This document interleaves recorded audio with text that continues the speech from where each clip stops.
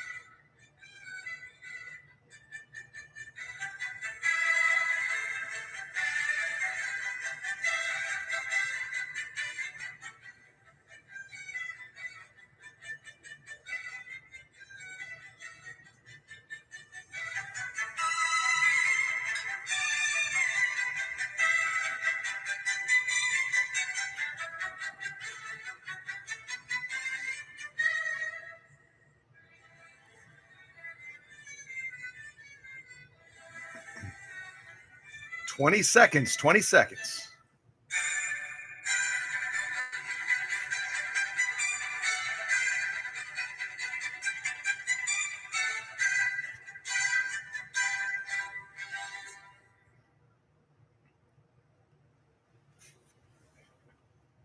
There's no better way to start a Saturday morning than, as Tim implied, with cartoons and a little bit of classical music. And those of you that did grow up with cartoons, since that topic was kind of tossed around in the chat a little bit this morning, which makes total sense because everyone, when they were growing up in the 70s and 80s, that's what you look forward to. You went through the school week, and when Saturday morning came, you knew you had a chance to kind of put your life on pause and sit down and watch the Roadrunner and Popeye and all the other fun cartoons that they had back then. And it's surprising when you listen to those cartoons how much classical music is built into them. Check it out sometime. You can still see cartoons online and everything. And the classical music they build into those cartoons, the sophistication in music, it just blows your mind with all the silliness kind of coupled around that. But our focus today is going to be on a machine that I don't present very often. They don't come up. They don't survive because they run into different issues and people give up on them. And this is a good example of that. This particular model that came from Christy in the Twin Cities area. And her husband actually reached out on her behalf and said that they had taken it in to a local Sew Vac sewing repair place. And they looked at it. They said it's not repairable. You can't fix it. There's no parts. There's issues with the machine that can't be overcome. Well, I'm pleased to say that with a little bit of persistence and a lot of workshop magic. This 3230, after literally catching fire and producing a lot of smoke, that's always fun when you have a smoking sewing machine, isn't it? After all of that drama, she finally calmed down and said, okay, you can fix me. I'm done with my smoking fire tantrum and I'll be good now.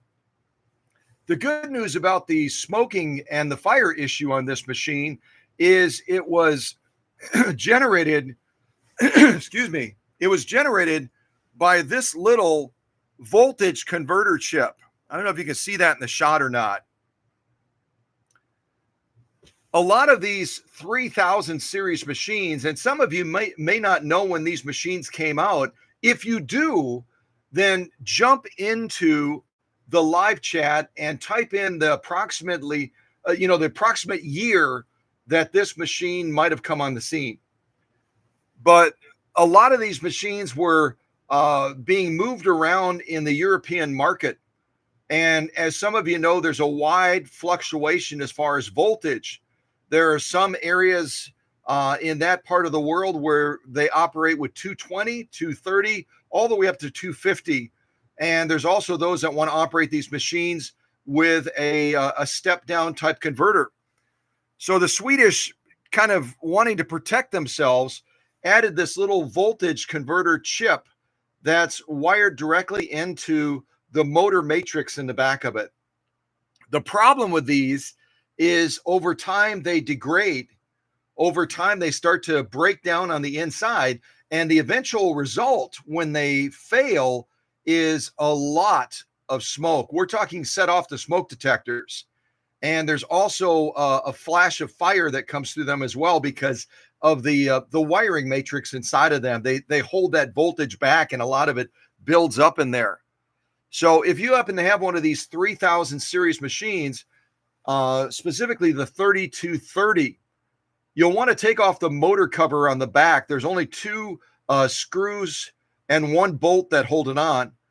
And if you have one of these attached and you're operating this machine in the US or in Canada or other places that operate on a grid of 110 to 125 volts, you don't need this. And it'll save a lot of drama and terror when it eventually fails, and it will.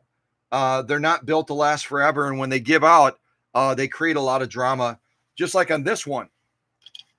This one gave out in the final stages of testing it leading up to this live stream.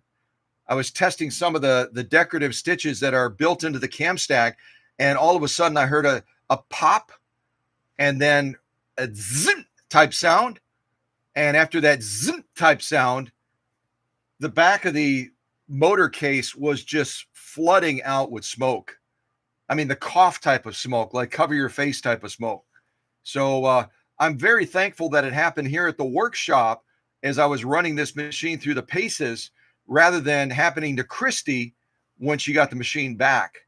So save yourself a headache unless you're going to be operating in a different type of voltage grid that would require a 220 to 250 step down, and just take this out. There's just two little screws that hold it in, and then you can go ahead and be free of that issue, hopefully.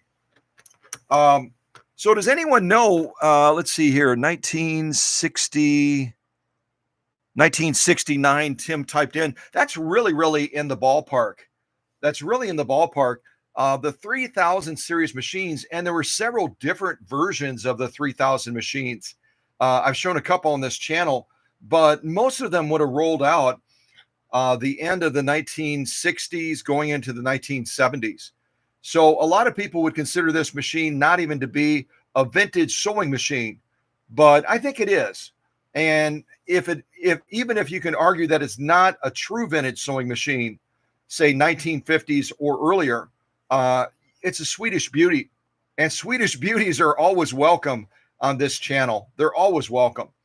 So let me walk you around this machine a little bit and show you that the one thing that I admire about the Swedish people is they hold on to things that work.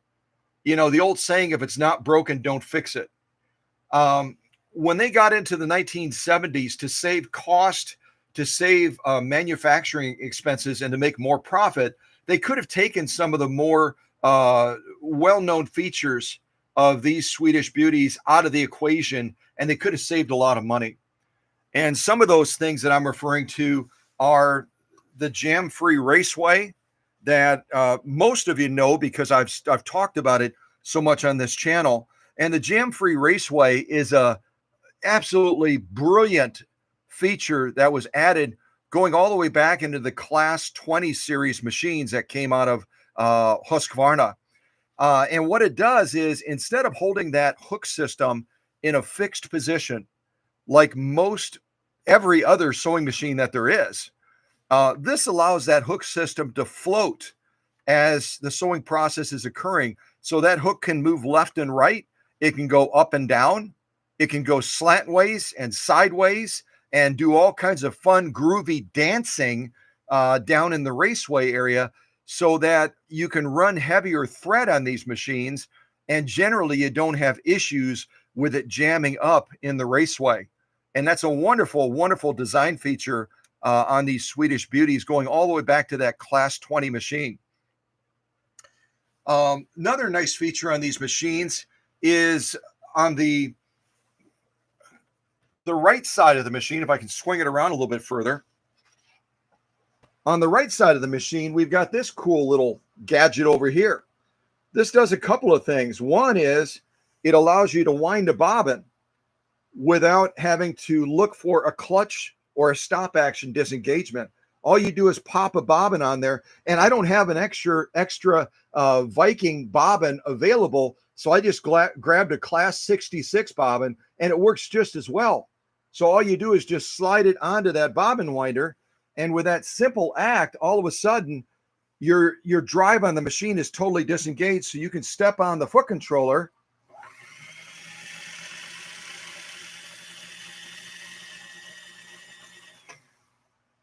and you don't have to worry about the needle moving. You don't have to worry about turning a stop action or holding a balance wheel while you turn the stop action, which for me at least takes two hands. You have to hold the balance wheel, you have to turn the stop action, and then you can disengage that clutch. And with this, it's so simple. It's such a beautiful feature. The other thing in this same area is that slow gear. The slow gear, and in some of the later model manuals, they started referring to it to join the movement of what the public was saying. They started calling it a power gear, a boost or a power gear, which is not true. This gear reduction feature over here slows the machine down by all the way down to 1/5. So instead of being full speed, you can go down to 1/5, and all you do to accomplish that is pull this out like that. Once you pull this out, it will gear the machine down so that you're able to sew with a great deal of control, but it doesn't change the output power of the machine or the motor. You're still going to have the same amount of power. You're just going to have a lot more control.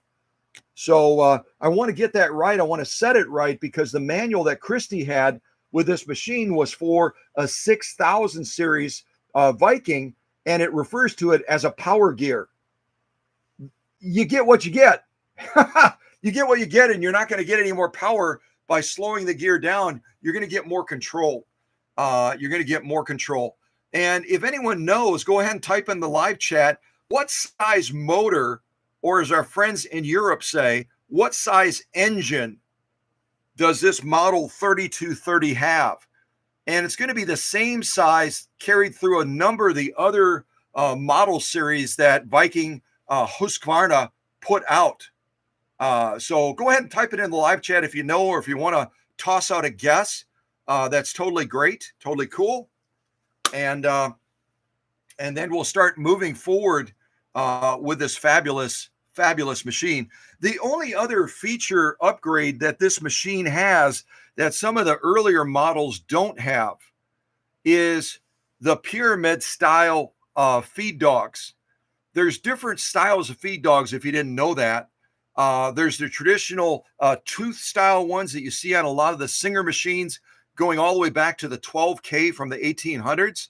And then they made subtle changes to the feed dogs. I also talked about the Japanese clone machines, where the Japanese went through a number of innovations, improving the feed system on the American machines that they duplicated by getting the patents and the designs post World War II in an effort to rebuild the economy. I know some of you are tiring of me sharing that, but I still get people that reach out to me all around the world that say, I had no idea that the makers like Singer and White and a number of other makers gave their patents and designs to the Japanese to build sewing machines after World War II. And it wasn't a real popular move. It wasn't popular with the manufacturers either. They didn't want to do it, but the government, through their regulation and their power and all the other things that they can push down on manufacturers to try to get them to come to their way of thinking, compelled those manufacturers to say, okay, we'll give them up. Under the original plan that those machines would be made in Japan and they would not be exported. They would be sold around the European marketplace, but they wouldn't be coming back to the American marketplace. Well, that fell through over time, where they started, exporting those machines and importing them into the American marketplace. And most of you know the end of that story. A lot of American manufacturers, because the Japanese could produce them much more cheaply at a lower production cost, a lot of those American manufacturers went out of business, some of whom had contributed to the effort of helping the Japanese build their economy after World War II. So, but anyway, I'm diverging a little bit just to share a little bit more history. But yeah, look at your own sewing machines. If you have a wide variety of sewing machines, and look at those feed dogs, see if you might have a unique style of feed dog. And the way I would describe the diamond or the pyramid style feed dogs is they almost look like a waffle iron. I don't know if I'll be able to get the camera close enough, but they almost look like a waffle iron when you look at them. And the idea started actually in Switzerland with the Elna Sewing Machine Company being one of the first companies that developed this style of feed dog. And then people tweaked it a little bit so they wouldn't infringe on patent rights. And they came up with their own flavor of this type of feed dog design. I'll see if I can get close and show it to you, because they really are kind of cool. Let's see, where am I? There it is.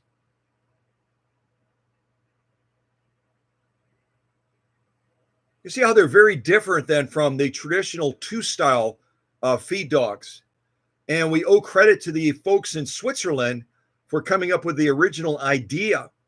And then others capitalized on it, came up with their own flavor. And that includes our friends in Sweden, in Husqvarna. But they are kind of a unique feed system. And some people argue that they are the best. I think a lot of things play in the feed, don't you? Presser foot pressure, the type of presser foot attachment you have, and a number of other factors play into it as well. So I would just say, come up with something that works for you.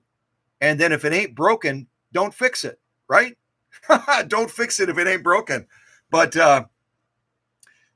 this machine really, I love the fact that it carries over a lot of those features that we admire so much on the green machines. The other thing I didn't point out is it also has that slider that I've talked about before, this one right here. It has that slider that allows you to access decorative or ornamental stitching. Unlike the earlier green machines that started in the 1940s, the Class 20, the Class 21 machines that you've seen many, many times on this channel, this model, the 3230, has that cam stack built into the back. And I had to make some modifications on this machine because when the folks at the Sew Vac got this machine in, they started tinkering on it, trying to figure it out, and they ended up doing damage to the machine beyond that what was already there. This slider, or this type of slider, was actually attached to the outside of the case, and they said this thing broke off. We don't know where it goes or what to do with it, is basically what the Sew Vac people told Christy. And when I saw it, I knew what they had run into. And I'm going to share a tip with you real quick. If you ever get adventurous and you want to take this off, maybe you're not getting the full scope of decorative stitches, and it's because that cam slider is not able to move far enough in or far enough out. It's been adjusted improperly. Um, when you take this bolt out right here, you slide the slider all the way out like this. I'll show you. You slide this all the way out, and then you can just wiggle this free and take it off. What you're going to find when you see this attached to that slider stem is that this threads backwards. And I have no doubt that the folks at the Sew Vac here in the Twin Cities area, not familiar with Swedish Beauties, when they took this apart, they forgot how they got it off. And when they tried to thread this back onto the mounting assembly, they were trying to thread it by turning it clockwise. All of us would think that that would make sense, right? But this actually threads on counterclockwise. So if you ever take it off, just remember, lefty-loosey is not always lefty-loosey. Sometimes you got to go righty-tighty to get something off. And those of you that have worked with bicycles and other things like that, where the threading is reversed, you know exactly what I'm talking about. But the end result is you've got a fabulous machine that, unlike some of the earliest 3000 series machines that were only a straight and a zigzag, this one offers a number of additional choices, and you never have to track down one of those black cams that are so difficult to find that work in those class 20, class 21 machines from the 1940s and 1950s. The cam features are already built into this machine, which is I think it's a huge advantage. I think it's a huge advantage. So, all I'll say is, if you want to tinker on your own machines, I always, always, always encourage you to do that. Do what Susie and Emma and a lot of the other folks that are part of our family do. If you're going to take something apart, take pictures as you're taking it apart, or jot down a little note. Holy cow, that slider thing you have to turn it the opposite way to tighten it. Little notes to yourself to remind yourself, because once you have a whole slew of parts laid out, any one of us can go foggy minded and say, oh, shoot, which one goes first? I think I lined them up right, but I don't remember if it faces this way or faces that way. I just don't remember. And so if you shoot a little video clip, or if you shoot some still shots and some notes, it's going to help you to put this back together properly. And I don't know if the Sew Vac people watch our channel or not in the Twin Cities. I know a lot more people are following us in the Twin Cities now that we're here. But, all I can say is that can happen to anyone, but don't go back to the customer and tell them that the machine is irreparably damaged and that they should basically just give up on it, throw it away, or throw it into a closet. Rely on folks like us and folks in the family that are mechanically inclined to be able to get these machines back to a working state again. We can't give up on machines. We gotta keep these beautiful machines running and rolling, right? The other thing, I'll show you another nice feature. This is our reverse button right here. And on a lot of the Swedish Beauties, I've talked about this a lot, they've got a single stage reverse button where when you want to sew in reverse for back tacking, etc., you have to hold this in with your finger. And finally, when we got to the E series of green machines in the 1960s, a lot of those machines started getting a two-stage reverse function. And that's where you can push it in to sew in reverse if you want. And you can go in and out like this, or you can push it in and slightly down, and then it locks in place. So you don't have to hold your finger on there. You can focus on moving your hands down by the material and by the needle. And you accomplish that by just pushing it in and down slightly. So if I push it in and down a little bit, it locks in place. And that way you're in continuous reverse for whatever you're looking to do as you're finishing off a seam. And then when you're done, just push it in and up, and then it goes ahead and releases again. But I think that was a wonderful innovation that they brought into the equation going into the 1960s, and then they carried it into models like this 3230. Let me see. I don't talk about this feature much because I don't use it, but there's also a little metal tab on a lot of these Swedish Beauties, and there is on this 3230 as well. You might be able to see it right here. Where am I? You might be able to see it right there. And what that metal tab does, and it functions a little bit differently depending on the model of Swedish Beauty, this allows you to do a 3 to 4 stage buttonhole depending on the model. And you can push it in. See if I can do it holding the camera at the same time. You can push it in. Let's see. There we go. You push it in, or on some of them, like on this 3230, I forgot, you pull it out. So you pull it out, and then what it does is it restricts the range of the stitch width, so that if you're turning this, see if I can do this here. There we go. It reduces the width selectors so that automatic buttonhole can be executed very, very easily. It basically just restricts the range of the buttonhole. But again, it's not a feature that I use necessarily, but a lot of people, they're kind of intrigued by it. Feed dog drop right here, obviously, to drop the feed dogs for free motion quilting, freehand embroidery. Again, this is stitch width, stitch length. And the stitch length on these Swedish Beauties is really awesome because I'm turning it, and I can go all the way down to 0.1. Now, at this point, if you're trying to sew any kind of a stitch at 0.1, you're going to get little or no feed dog movement, and you're going to get a real big mess on the bottom of the material. So the lowest I ever go for some of these more decorative stitches, like the 3-point zigzag or this shell type stitch, even for a blind hem stitch, and then this combing style stitch, is I go to right around 0.5, which would be right about there.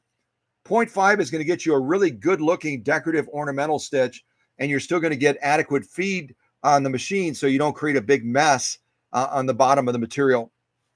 And then you can go all the way up to 4 if you want to do the longer straight stitching and that sort of thing. But the Swedish Beauties, as a general rule, have a wider range of stitch length than any of the other models out there, including all the Singer models. They're going to give you a range of about 5 stitches per inch, all the way down to 30 stitches. So it's only a subtle difference, but it gives the Swedish people a little bit of a bragging right, doesn't it? So I don't think there's anything else I really missed on the machine that I wanted to show you. Other than that, it's pretty straightforward. I can spin the machine around a little bit. Show you the faceplate area as well. This is going to be your presser foot pressure right here. Presser foot pressure on the front of the faceplate. The red dot is kind of your, your sweet spot, as the Swedish would argue it would be, where you're going to be able to sew the widest range of materials successfully with a proper presser foot pressure. But I usually turn it up just a little bit more than that, right about to the stage 2. And then I've got a little bit better feed for some of the heavier materials that we might sew. But it really is, it's nice to have it on the outside. There are a lot of sewing machines that you either have to open the faceplate, like on some of the earlier Swedish Beauties, the green machines, you have to open the faceplate on a lot of them to get to it. And there's Kenmore's and there's Japanese machines and others that make it a little bit harder to get to adjusting presser foot pressure. The FOF machines are probably the worst because you have to take the entire cover off on a number of them, and there's a screw that you have to use a screwdriver for to adjust the presser foot pressure on a number of those Western Germany machines. So I think that this is a great convenience. It's a great reminder as well. I know I've been talking to a number of you. I've been talking to Susie as well about how many people don't understand how significant presser foot pressure is and how it can just have a huge impact on your success or failure, depending on the type of material you're sewing and your general setup for your project. So keep this in mind. Thankfully, with this model, the 3230, it's not out of sight, out of mind. It's a constant reminder to you to think about what you're sewing and decide whether or not you have to make an adjustment with that presser foot pressure. And then we've got our upper tension adjuster right here. The red dot's going to be kind of our sweet spot, and then we can adjust it up or down depending on what outcome we're getting in the sewing process. What else? I can show you I'll give you another quick little tip. The faceplate, to remove it off of this machine, I'll set the camera down for a moment. The faceplate, to remove it off of this machine, is a little bit trickier because there's a latch underneath here that you have to get like a small little screwdriver and rotate it down because it kind of snaps into the back of the faceplate. So you'll have to kind of tilt the machine back a little bit, and then you'll see that little lever on the left side. You'll just push that down, and then you'll be able to wiggle this free to take it off for servicing and cleaning and that sort of thing. But, just don't force it off. Release that latch first, and then you have to kind of just wiggle it up and out, and then it just pulls free very, very nicely, very, very easily. Okay, what else? Threading. We come off the spool on the back, and our setup today, I should tell you, our setup today is our beloved dual duty XP Coates and Clark thread that I get from Joann's. Again, I buy 3 of these, I get 2 free. So I haven't found a better deal than that. If anybody knows of a better deal, let me know, please. But when I can walk in there and walk out with 5 spools of thread, only paying for 3 of them, it's a great deal. So I stick with this, and it generally does a very good job. So you come off of there, you come across here, there's a thread guide. You have to snap the thread into right there. Kind of snaps from the bottom up. And then you come down the left side with the pressure foot lever up, and you draw that thread in between these tension discs right over here. You can see right now the tension discs move because I've got that lever up, which is the way you want to do it, because then you get that thread nice and deep into those discs, and you'll have proper tension management then for your lock stitching on this. And once you go through those discs, you bring it straight down. You go through this take-up spring mechanism right here. You kind of draw it from left to right, and then bring it up here to the take-up arm, thread from left to right through the take-up arm. And you really don't have to go left to right. They've got a nice little opening on the back, so you can just draw the thread right in there without having to try to thread it through. And then you drop down to this thread guide right here. Where is it? You drop down to this thread guide. You drop down to this thread guide right here. And then finally, you thread this needle from front to back. And whenever you're threading a needle from front to back, that pretty much presupposes that the flat side of the needle is going to go to the rear. It's going to face away from you, like a lot of the manuals say. So make sure you set this up properly, and you'll be good to go. Little bit of a hyperextension on here, but not much. Little bit of a hyperextension, so that may help us a little bit with some of the sew-offs. And the other thing about these models that came out in the 1970s, we used to have the metal pressure foot levers. We used to have the metal pressure foot levers. While they didn't get rid of the slow gear, they didn't get rid of the auto clutch disengagement, they didn't get rid of the jam-free raceway, they did on some of these models that were coming out in the late 1960s, early 1970s, and certainly the 1980s. They got rid of that metal pressure foot lifter, and they went to a plastic one.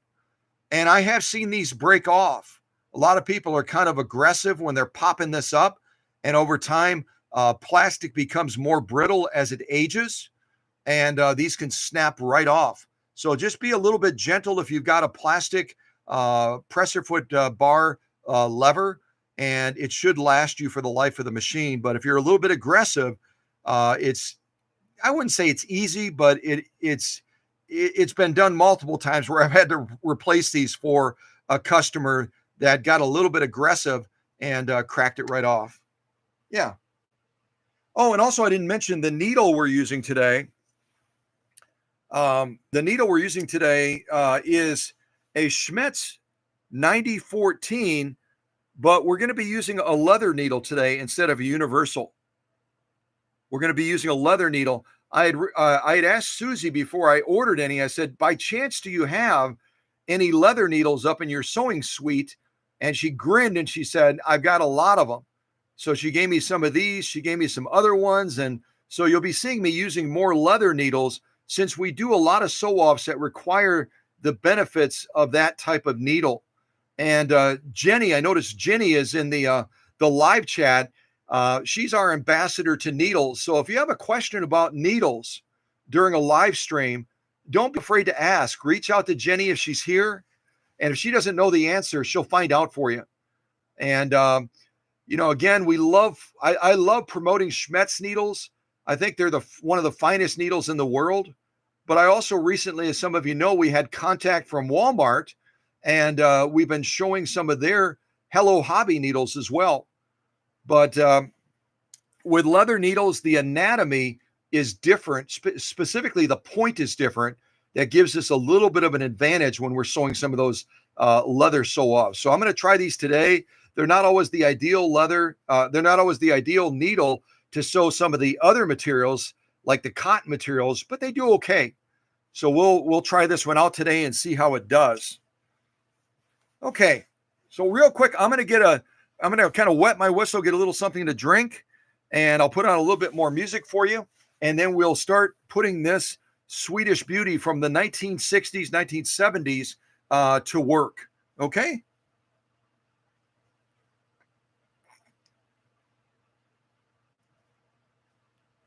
Yeah, and I just played the Royal. The music I just played is under a setting with YouTube called Royal Classical Music.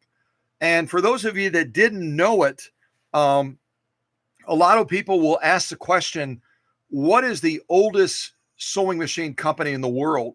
What company has been around in one form or another longer than any other company? Well, if someone wants to Google it, you'll find out that the Swedish Husqvarna sewing machine company in one form or another dates all the way back to the 1600s.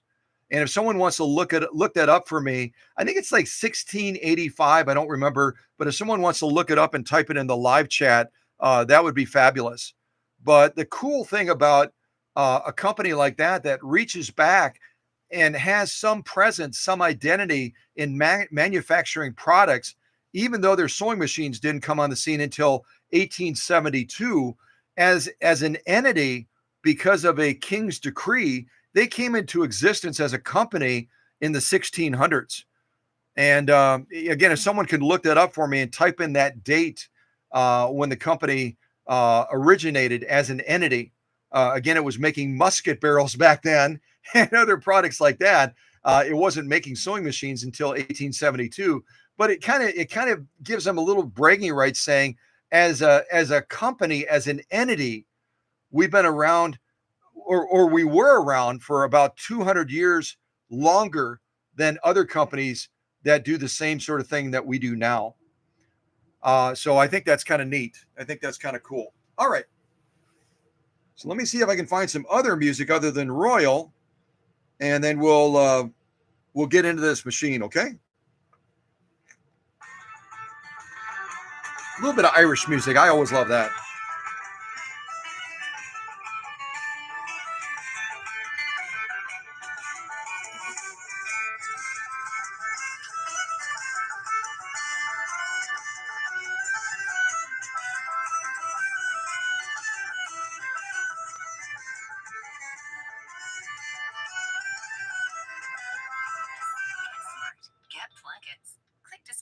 Oops, hit the wrong button.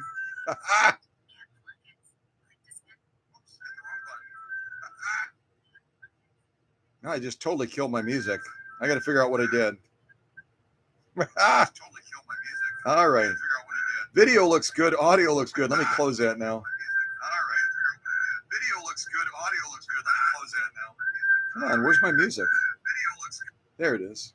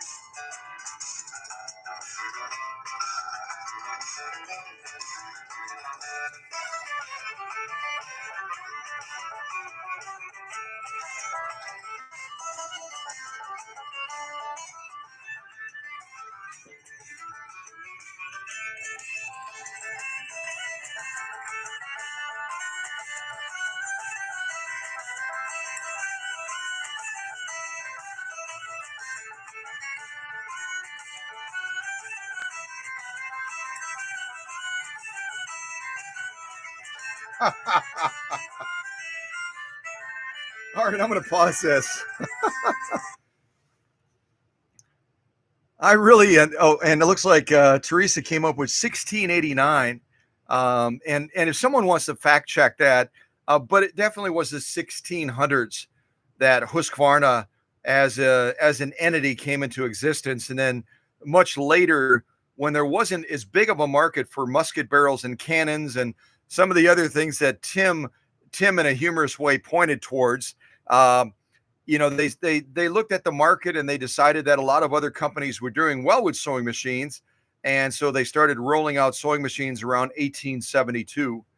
But it really is a fabulous company with a very proud royal history, and that's why when I present these machines, I love to start with kind of a royal flavor type music to recognize that. Okay, so with all the other blah blah blahing, let me see if I can get us set up for some sewing, and I'll show you what we have today, and then you can give your input on what you would like to see.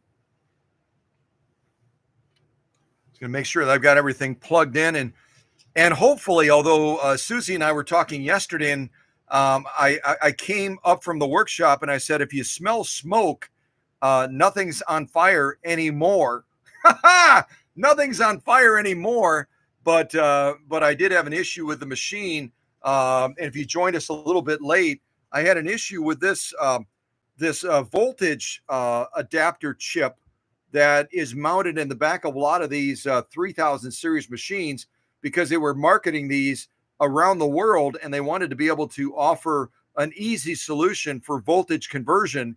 But these things get real brittle on the inside and eventually they fail, and they don't just stop working. They create a plume of smoke that will chase people out of a room. So check out your 3000 series machine. If you've got one of these, there's only 2 screws that hold it in place, and it's mounted right near the rear of the motor, right as that voltage and that electricity comes into that bank. So you can take this out and it doesn't have any effect on the machine working properly. No effect at all. Okay. So today we have a new type of leather. This is going to be an Italian leather. I'll have to back the camera up a little bit. We've got an Italian leather that we're going to try sewing on. I've got my big circle potentially for the end, and then 2 small pieces that we can sew during the live stream. And who knows, maybe if we lay down a single layer of this initially, maybe we'll lay down a decorative stitch as well on the leather. I love when I have a leather needle in the machine. I love being able to lay down decorative stitching on leather products because it's just so absolutely gorgeous. It's so absolutely gorgeous. And then we've got our fake fleece material. Our fake fleece material, that's 100% polyester. Let's see what else we have. I also have a different type of upholstery material as well that we're going to try today. I have not tried it yet, but this is an upholstery style material that came off of one of those little sample things. And the composition of it, let me see, 55 recycled nylon, 45% polyester, but it has also an acrylic backing. So the backing on this is acrylic, which should create a little bit of a challenge even for this leather needle. So we've got a combination of nylon, polyester, and then also a little bit of acrylic that we're going to have to be able to go through with our 9014 leather needle. But a lot of neat upholstery type materials out there. And if you're out and about, I shared this in the other live stream premiere. If you're out and about and you see one of these at a thrift shop, I'll show you what they look like. Pick it up because it gives you a variety of different samples you can try on your sewing machines.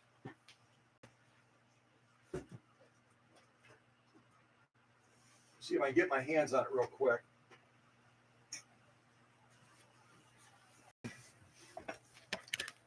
So this is usually how they kind of come. You've got these little labels. This is by Bernhardt.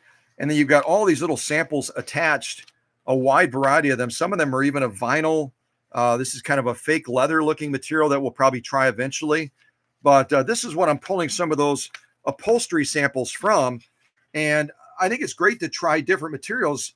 Who knows? Maybe you'll end up reupholstering a couch or a chair or who knows what. And then you can reflect back to some of these different textiles that, say, Bernhardt puts out and say, hey, that's the perfect thing that I'm looking for, that particular pattern or that color, whatever it is. Some of these are really cool. This is like a woven material here. It's a combination of, what is it? Does it tell us? 75% wool, 17% nylon, and 8% polyester. This would be a fun one for us to try sometime in the near future with such a high concentration of wool in it. And what would you think would be a good needle? What would be a good needle when we try to do this so often in the future with a heavy concentration of wool? It's got nylon, it's got polyester. What kind of needle would you think we would want to use? And I'll kind of default to Jenny as well. Maybe Jenny would have a recommendation that she could offer so we can set ourselves up for success. We can always go to the universal, but maybe there's even a better choice when you're dealing with these heavy woolen type materials. So, but anyway, yeah, if you're at a thrift shop or whatever, grab some of these samples like I did, and it gives you a wider choice as far as sew-offs, etc. So,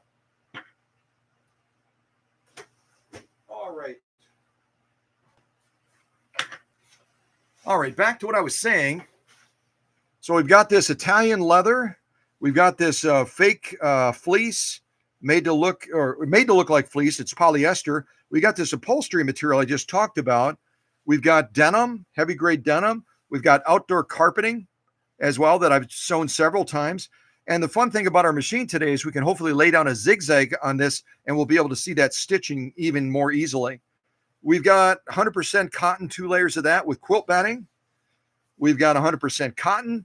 And then last but not least, we've got our Amazon Prime packing paper.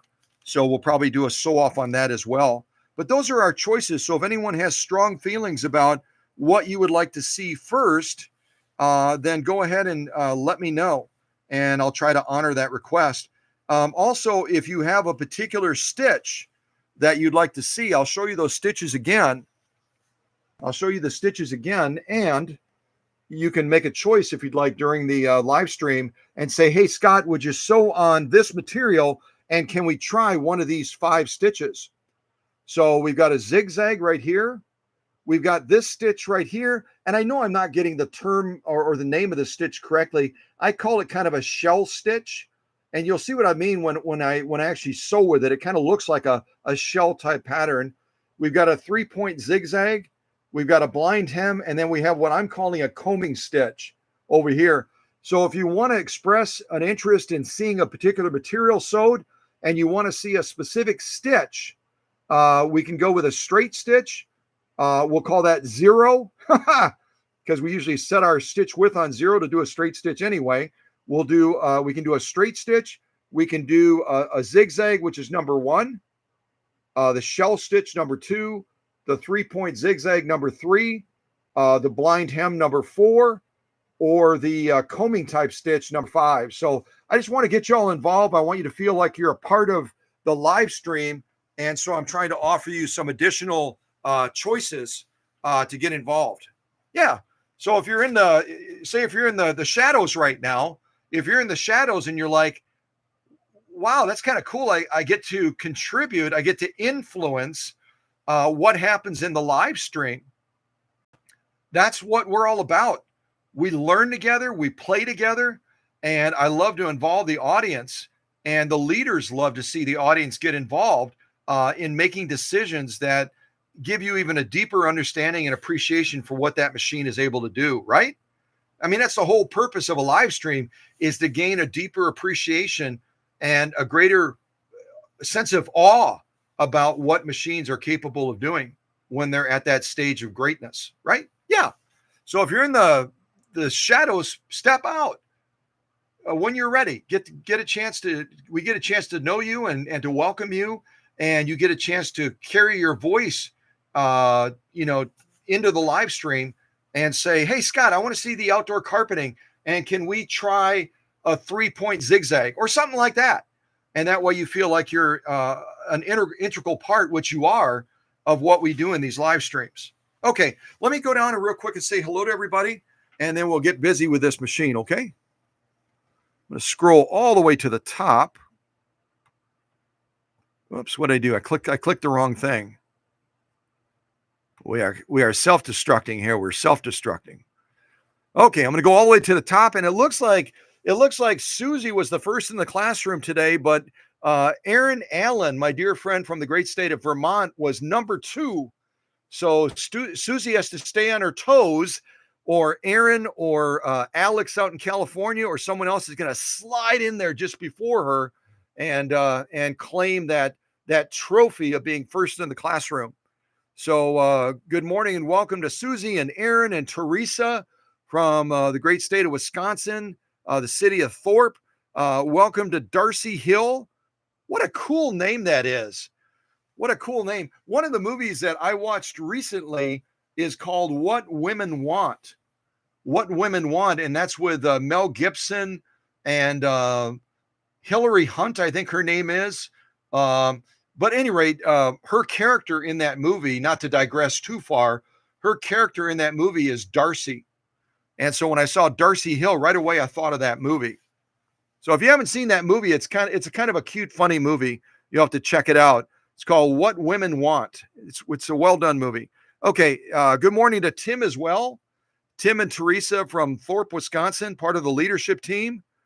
Who else do we have? Good morning to James Graham as well. Great to have James here. Let's see here. Still scrolling. Good morning to Jenny as well from the great state of Ohio. And Jenny, again, is part of the leadership team and also our ambassador to needles. So she keeps a close tab on needle technology and shares stuff with us and helps us to answer questions. And it's good for us to do that because, as most of you know, Schmetz Needles follows us on Facebook and on YouTube. And we want to promote their products and give credit to them and also educate people on them as well. And Jenny's a key part of that in the live streams and on the premieres. Okay, good morning also to Alex Alcas out in the beautiful state of California. And I hope Alex's new job is going well. Alex is involved with a small business that he and his wife are doing for preemie babies. But in addition to that, when you're in an entrepreneurial venture, capital is so critical, and all of us try to avoid going into debt. So Alex has very wisely said, you know what, I'm going to pick up an extra job, and that way we've got extra capital coming in so we can keep building our business to benefit preemie babies.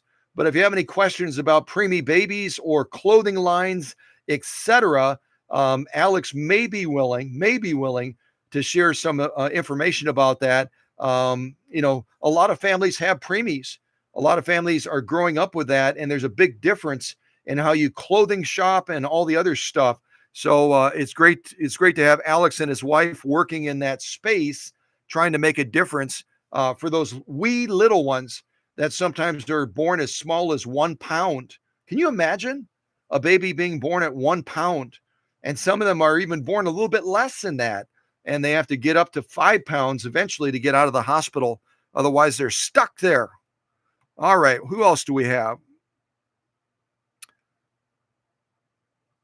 Let's see, scrolling. I think that's it. I think I greeted everybody. We don't have a lot of folks in the live chat, and I'm looking at the numbers for the first time right now on the screen. It looks like we have about 516 folks watching right now. So if you're one of those 516 that are watching this live stream right now, know that we're a friendly group. Know that we love meeting new people. And if you're comfortable, when you're comfortable stepping out to join the live chat so we can get to know you a little bit, maybe what kind of machines you have, what kind of sewing you're doing, what part of the world you're in, et cetera, et cetera. We would love to do that. And that's where I really rely on my leadership team. They take care of the family. They answer questions for folks. They make them feel welcome. And so, it's great it's wonderful to have, the leadership team there on the front lines, helping folks out.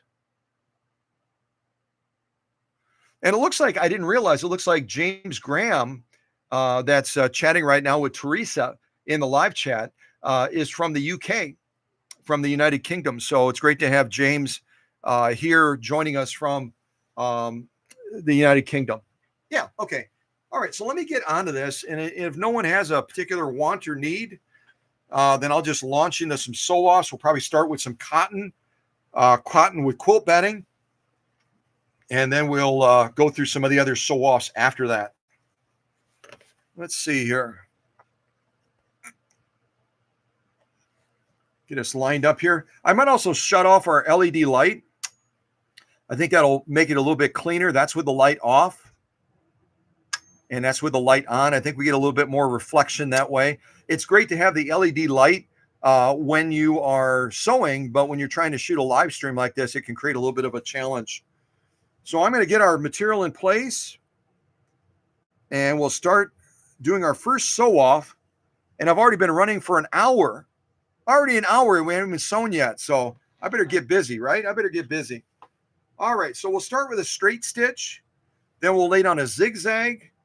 Then we'll lay down stitch number 2, that shell stitch, the 3-point zigzag, the blind hem stitch, and then finally the combing stitch on this 100% cotton with quilt batting. And you'll notice in this live stream that I'll be doing some heavy duty sewing with this machine, but I won't be pushing it quite as hard as some of the other machines that are driven with a V-style belt. And if you don't know a thing about belts, there's different belts on different sewing machines.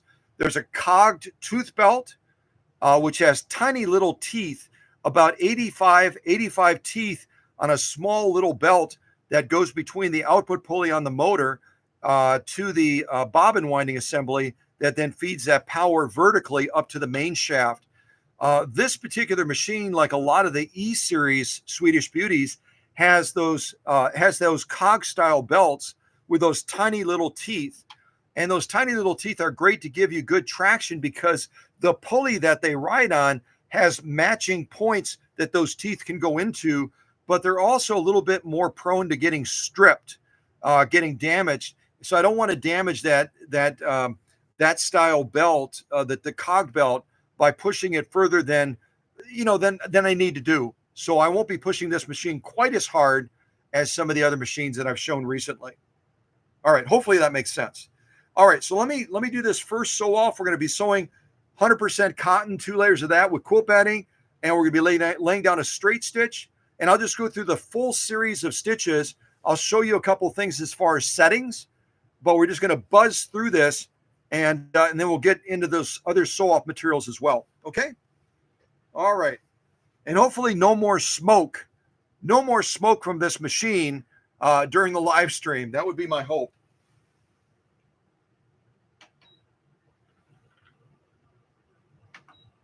Oops, I just hit the wrong button. All right, I'm going to shut my heater off for a bit. It's still cold in the Twin Cities, so I've been running a heater down here, but sometimes I'll put on my layers and then it's too much. So, all right, so a straight stitch, give a listen to this Swedish Beauty. And I did not mention that when Christy, when I picked this machine up from Christy's home, she told me the story about the Sew Vac people saying it was irreparably damaged. It couldn't be repaired. But she also went on to say that the machine would not turn.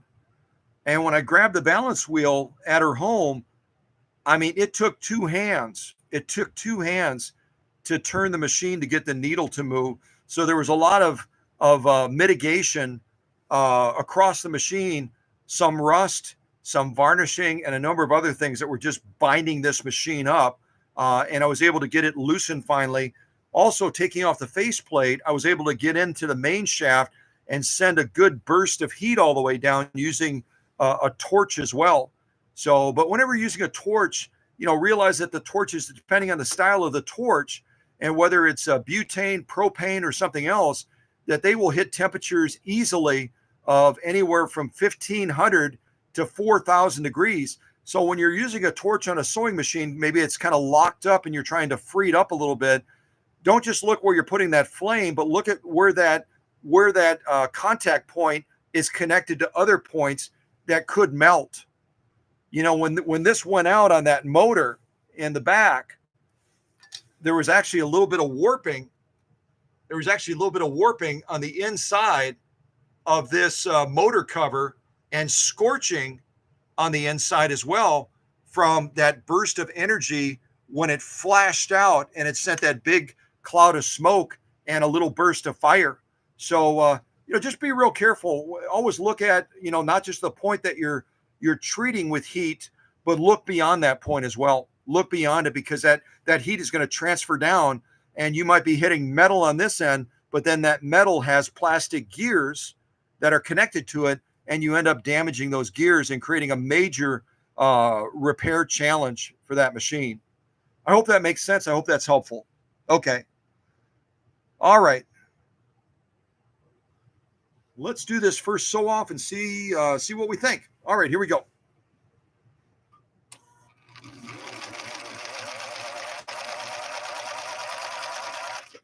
All right, we lay down our straight stitch first. Now we're going to lay down a zigzag after that.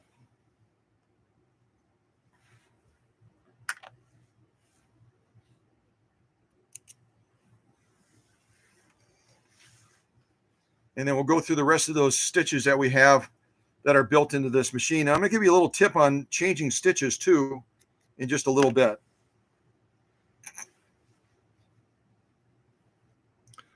Now we'll lay down a zigzag, and all we're going to change doing a zigzag is we're going to take our stitch width from 0 and take it up to 4, and then make sure that our slider is on number 1, because number 1 is going to be our zigzag, number 2 is going to be our shell stitch, 3 is going to be our 3-point zigzag, 4 is going to be our blind hem stitch, and then finally 5 is going to be our combing stitch.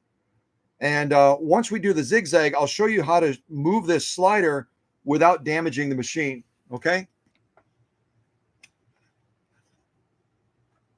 All right, so we got our straight stitch down. Now we'll do our zigzag next. And I'll do a nice wide zigzag on here. Do a nice wide zigzag. So I've got my stitch width set on 4, and I've got my stitch length set on 4 as well. I was going to make a quick little, I'm going to look at that. That looks good. Make a quick little adjustment on our upper tension. I'm going to back it off just a tiny little bit because it looks like our top stitch is good, but it could be a little bit better defined. All right, so let's lay down that zigzag now, and then we'll go through the other stitch options after that. All right.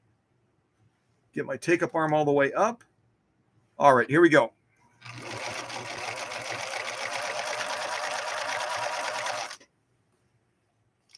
Now we lay down our zigzag. So we've got our straight, our zigzag, and now we're going to launch into some of the other stitch options that are built into this machine. Again, I think it's great to be able to have the option of having a wider variety of utility and decorative stitches without having to change out cams.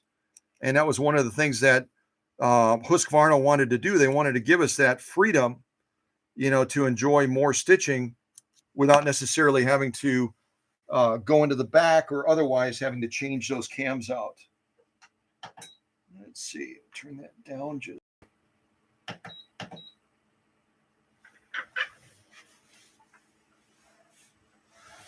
I shut that heater off and it's still cold enough outside.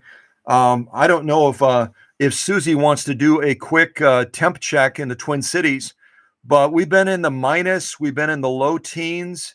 We've been below the low teens, and I shut that heater off for a minute. And now I'm already feeling the cold. So I just turned it back on if you hear something kick in. All right, let's get that set up there. So we've got our straight, we've got our zigzag. Now we're going to move into the decorative realm. And to do that, we've got to be able to move our slider. We've got to be able to move our slider to access these other stitches that are available with this 3230. But we first of all have to disengage that finger that reads that cam in the back. We have to disengage that finger. And the way we do that is to go from 4 down to 0. It pulls that finger back so that when we move the slider, we don't cause damage to that delicate finger that reads the bumps on that cam stack in the back. So I'm going to try to do this one-handed. If I can't do it, I'll probably set the camera down anyway. So kind of go here and just slide it out very gently. So now I think I'm in position 2. And then once you're done moving this out, to re-engage that finger again, to read that cam stack, you take your stitch width and you turn it back to somewhere between 1 and 4. I usually go for 4, just out of habit. That's what I do.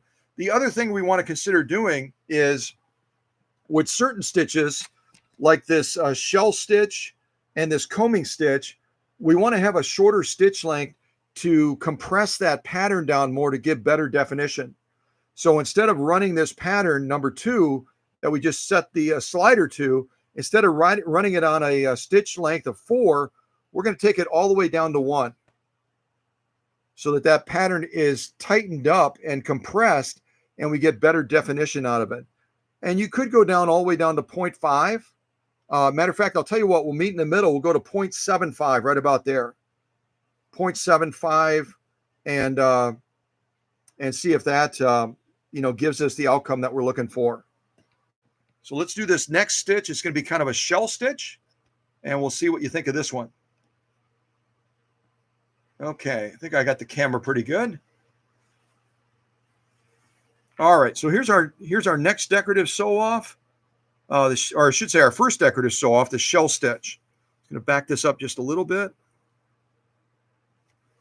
All right, here we go. And give a listen again and watch this machine work. It really is quite a marvel of engineering. Quite a marvel of engineering. Okay, here we go.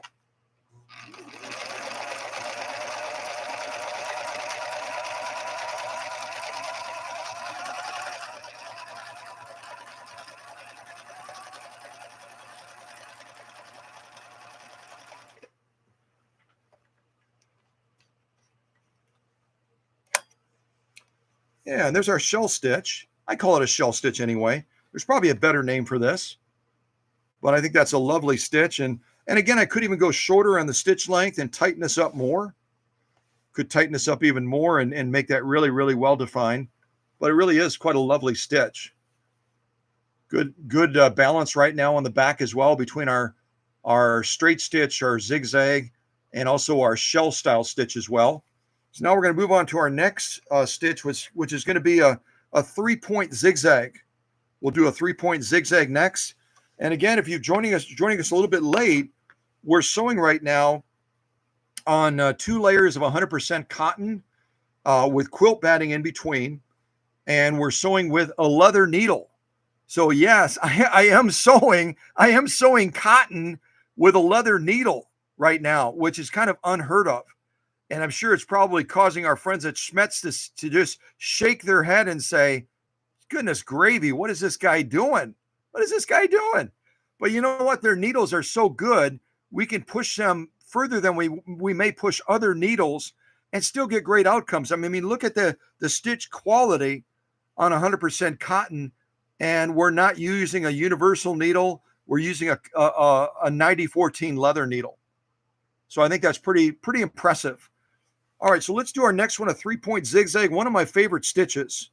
One of my absolute favorite stitches. So we'll make a quick adjustment. And again, I'm just going to show you from the side. So I don't want to try to move this right now because that finger is engaged with the stitch width over on 4. I've got to move it down to 0 so that finger retracts and then the slider will move. So I'm just going to grab this now and move it into stage number 3. I think I did that properly. So now I'm in stage number 3, which should give us a 3-point zigzag. Now I'm going to take my stitch width and take it back to 4.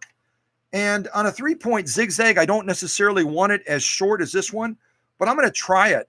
I'm going to see how it looks. We'll leave it on the same stitch length setting, which is about 0.75 right now. And we'll see what we think of that as far as the 3-point zigzag, the way it presents, the way it displays, etc. All right, let me get this over here. And we'll do our 3-point zigzag next. And I don't know if any of your sewing machines have a 3-point zigzag, but if you have a chance to get a sewing machine that has that 3-point zigzag, I think it's one of the most spectacular stitches that was ever made, quite honestly. And it's a zigzag, but it's the way it creates it with that needle strike multiple times to give it greater depth, greater definition that makes it so cool. All right, so 3-point zigzag next. Let's give this a go. Here we go.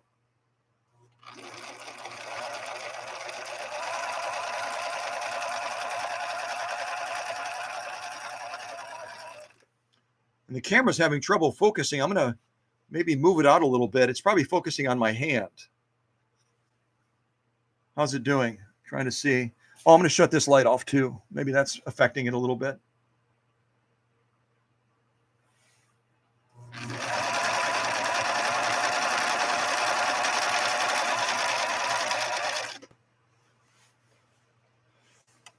Okay, so a 3-point zigzag now. And that's kind of what that looks like. It looks like a zigzag, but it's got those additional needle strikes that create just a really cool pattern look on it, I think. So we've done the straight, we've done the zigzag, we've done the shell type stitch. Now we've done the 3-point zigzag. And next we're going to do a blind hem stitch. And I'll see once we sew it, it might be a stretch blind hem stitch. It might be a stretch blind hem stitch. We'll take a look at it and see what we think. I'm going to give that a quick clip, and we'll do our next stitch.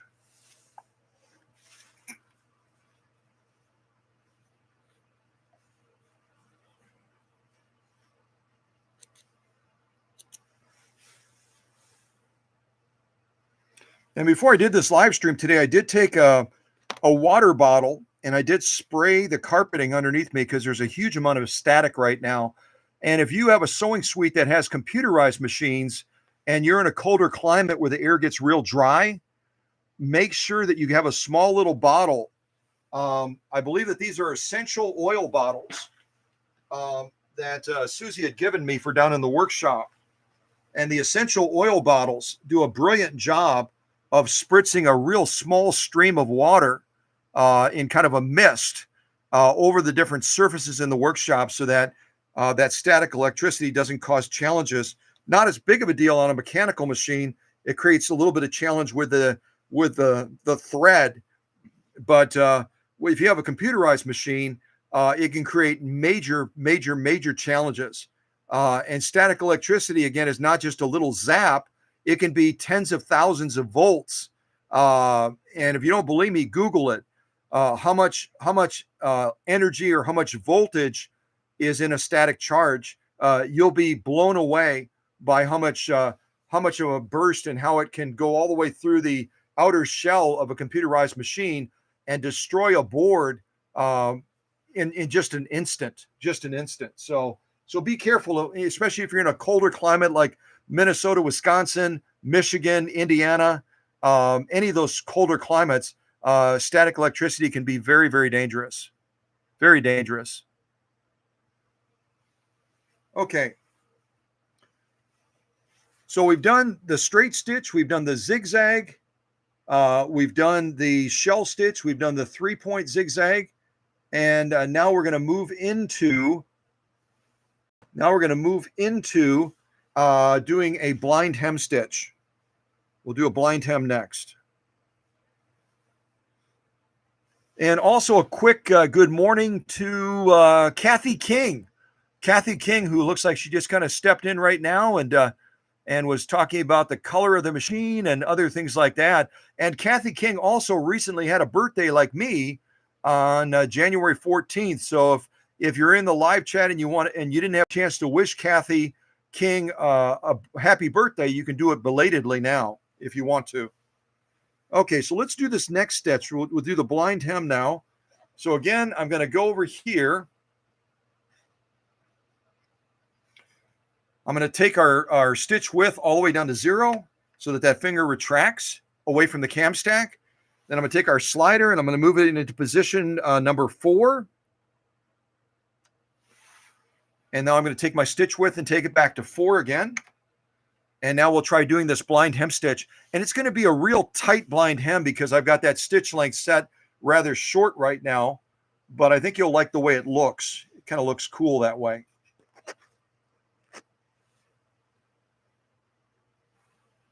Yeah, I'm getting a little bit of a glare off of the light today. Let me see if that helps.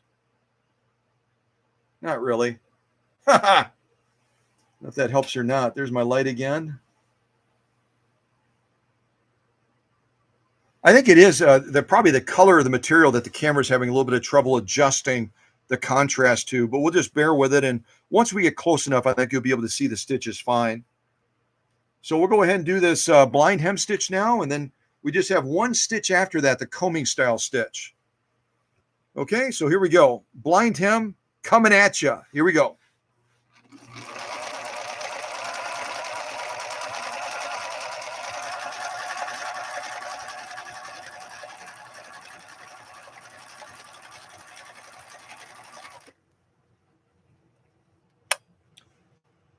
Boy, that is teeny tiny.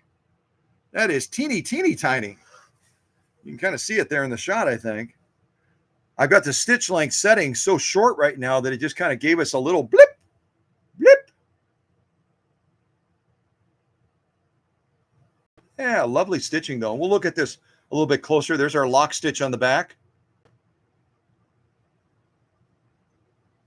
Very nice. Very, very nice. All right, let's do our last stitch, and then we'll jump into some other sew-offs using other materials and maybe incorporating some of the stitches that you will have seen sewn on this 100% cotton with the quilt batting. Yeah. Give that a clip real quick.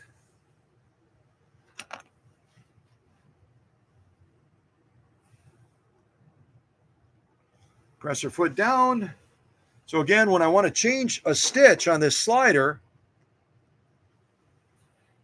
before I try moving this and forcing it into position 5, I've got to take that stitch width down to 0. Then I can move it into position 5, because at that point, once I've taken finger back, I can slide it into position 5, and it's going to be able to move without that finger being damaged, being forced into the cam stack. It pulls it back. Now I need to move the stitch width back. And now we're ready to do our final stitch, which is, I'm calling it a combing stitch, but that's probably not right. We'll see if we can focus in on it and see what y'all think. See if you have a better name for it or a different name. Okay? All right. Shorten our stitch all the way down to 0.5. I might even go just a little bit below that to do this last stitch. All right, here we go. Our final stitch on this 3230 on 100% cotton with quilt batting. Here we go.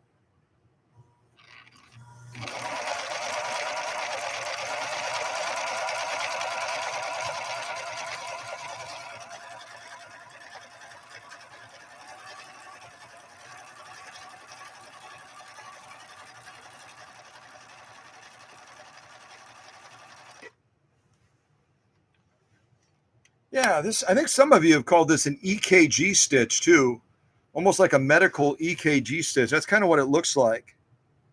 Or maybe one of those, what are those devices called that pick up on earthquakes?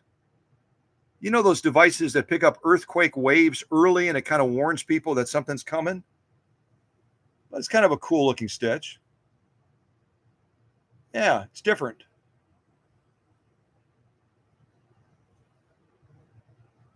So I'm going to pull this out now. We'll look at all the stitching we've done on 100% cotton, and then we'll move into some other material choices. And it looks like Susie did post the temperature. It's about 1 degree outside right now. So if you live in a hot climate like Alex and others, that, you know, if it gets in the 50s, you're like wearing a parka. If it gets in the 40s, you're inside with the heater turned on with your fireplace lit if you have one. But, you know, when you're in the Midwest and you're used to, yeah, I should say you're used to it, you grow tolerant of the temperatures that we get here. It gives you just a little bit more patience for spring to come. little bit more anticipation of spring coming, maybe. All right, let me see. I might have to move this light in. Hold on a second. Might have to move this light in.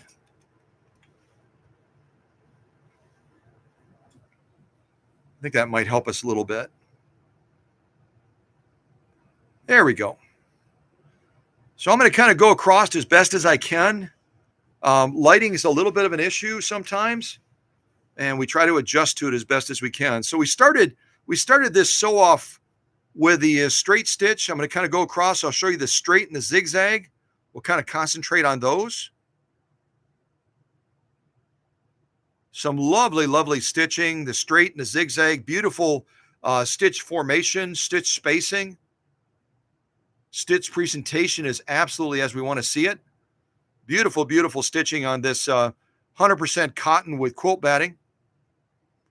Kind of a quilter's dream, right? But a real quilter wouldn't be using a leather needle, right? They wouldn't be using a leather needle like I am right now. See if I can pull this back a little bit for you too.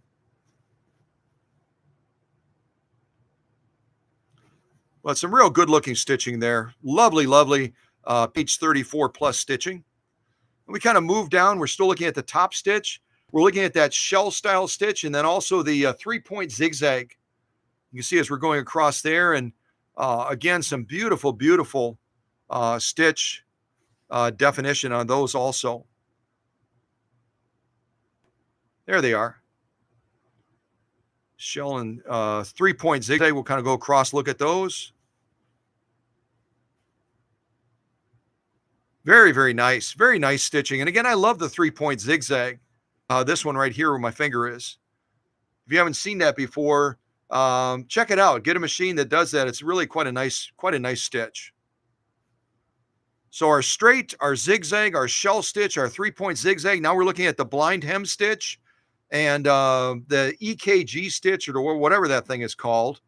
Oh yeah, the Richter scale. The Richter scale. That's what it is, Tim. You're right. The Richter scale. Yeah. So we're looking at the Richter scale stitch and the blind hem stitch. And I'm not an expert on blind hem stitching, but I think that may be a stretch blind hem stitch. You see the gap point in between with the straight stitching basically jumping in there with a quick little zigzag alteration. I think that would be a stretch zigzag, but I may be mistaken.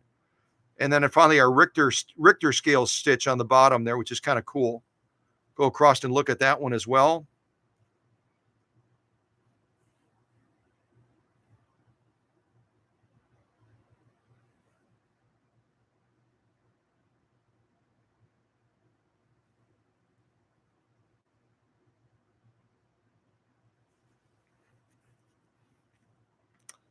So we'll kind of go across like this. I'll come back a little bit so you can see all of them. Our straight, our zigzag, our shell stitch, our 3-point zigzag, our blind hem stitch, maybe a stretch blind hem. And then finally our Richter scale type stitch on the bottom. Some real, real beautiful stitching there. Really, really quite lovely. Really quite lovely. So let's flip it over now. Look at the lock stitch. We'll take a look at the lock now. Get in here and look at that lock stitching nice and close. We've got our straight stitch and our zigzag. And you can see how much more pronounced that straight stitch is. That tells me that if we were going to be sewing with a leather needle, a leather needle, if we were going to be sewing 100% cotton with quilt batting with a leather needle all day long, we'd want to adjust that upper tension back just a little bit. Just adjust it back a little bit so that we can give a little bit more emphasis to that top stitch. Right now, we've got a gorgeous poppy lock stitch, and our top stitch was good, but it could be even better. So just keep that in mind when you're balancing that tension. If you give too much to one side, you'll ultimately take away from the other side, right? You'll ultimately take away. But that's some gorgeous, gorgeous straight stitching, zigzag. We can also see the shell stitch as well. We can now see the 3-point zigzag also coming into the scene. And all of those stitches are absolutely spot on. And again, we're sewing with a leather needle on cotton, which, you know what, that's not normally done. That's not normally done. But we still got some gorgeous stitching. Now we're going to zoom in a little bit on that on that blind hem stitch and that Richter scale stitch that Tim was helping us to name. Yeah, really nice. Really, really nice stitching. Come back a little bit so we can look at all of them in totality. So we're looking at all these in totality. Beautiful straight stitching, zigzag, shell style stitch, 3-point zigzag, blind hem stitch, and then finally the whatever this doodad is called down here. I think we're going to name it in honor of Tim and call it the Richter scale stitch or something like that. But some beautiful lock stitching by this 3230 from the 1960s, 1970s, and also a beautiful top stitching as well. Beautiful top stitching. So I'm going to move this to the side. We've done our full range of sewing as far as trying all the stitches out. And now we're going to move into some other materials and see what we think of how the machine does with that. So if anyone wants to chime in, you're welcome to do that. If anyone wants to chime in, we've got some of this Italian leather. I'll save this for the end. We've got this upholstery material, this yellow stuff. Have not tried this before, so that'll be kind of interesting. We've got some of this fake fleece that's made out of 100% polyester. Outdoor carpeting, heavy grade denim, 100% cotton, and finally our Amazon Prime packing paper. So if there's a particular stitch you'd like to see on one of these materials, go ahead and put that into the live chat. Go and put that into the live chat, and we will give it a go, right? We'll give it a go.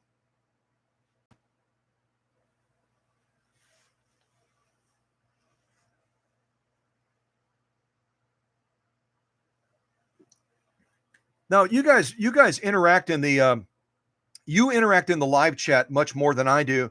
In particular, the leadership team interacts in the live chat 100 times more than I do, unless we're doing a premiere, and then I do it quite a bit more. But I believe that Glass Gofflin, isn't that Melissa? Did I remember the name correctly? I believe Glass Gofflin is Melissa. So if you want to, oh yeah, I see that now. Susie typed in Melissa. Okay, I'm all caught up now. I was trying to demonstrate that I remembered, and Susie had already typed in, "Hi, Melissa." So yeah. Anyway, great to have Melissa here again. And I think we'll jump into some denim. Let's do some denim now. I'm not going to, again, because of the cogged drive system on this, and it's a little bit more fragile, a little bit more delicate, a little bit more vulnerable to damage. I'm going to do some decorative stitching on this, but I'm only going to do 2 layers, I think. I'm only going to do two layers. Normally, we'll fold it over to 4, and then we'll do 6, and we'll show the heavy duty side of things. On this particular machine, I'm going to do 2 layers, and we're going to be doing some decorative stitching on it to show that you can do some beautiful decorative stitching on heavy grade denim and get some great results. So let's give that a go. We'll concentrate on the decorative, pretty side, and we'll eventually do some leather sewing to show the strength of that as well. So yeah, why not? All right, let me get this into place. Now, if anyone wants to type a number into the live chat from 1 to 5, which would give us a choice of a zigzag, a shell stitch, a 3-point zigzag, a blind hem stitch, or a Richter scale stitch, we will lay down that stitch number on this heavy grade denim. So if anyone wants to chime in, looks like Kathy King is saying number 3, which is going to be a 3-point zigzag. So I'll try a 3-point zigzag on this denim. And then if anyone else wants to pick a number, I'll show you again. We've got a choice of number 1, which is a zigzag. This poor camera is really having trouble focusing today. I don't know what it is. We have a choice of a zigzag, a shell stitch is number 2, 3-point zigzag number 3, blind hem number 4, and then finally a combing style stitch, or a Richter scale stitch, number 5. So if you want to see any of these others, we've already picked number 3. You can pick one of the others, or we can do a straight stitch as well, which would be option 0, I guess, huh? So we'll try number 3 first. So off camera, what I'm doing, I'll kind of show you on camera, off camera, taking my stitch width down to 0, so I can move this slider now, and I've got to move it back into position 3. Right now we're in position 5, so position 4, position 3. Now I take my stitch width and I bring it back to somewhere between 1 and 4. Okay? And I think I'm going to make this a little bit, let me see what we got the last time. To change the look of this 3-point zigzag, right now we're set on around 0.5 as far as stitch length, right over here. I think I'll go a little bit longer just to show you how you lose the definition and that that detailed look of the stitch when you go too long. Right now I'm on about 0.4, 0.5. I'm going to go all the way up to 1. And we'll lay down that 3-point zigzag. And then we'll maybe lay it down one more time, and we'll go all the way down to 0.4. And you can look at the contrast between the two stitch options. Let's try this first one. We'll do it at 1, which is going to kind of take away that definition a little bit more. And then we'll do a much shorter version of the 3-point zigzag. All right, here we go.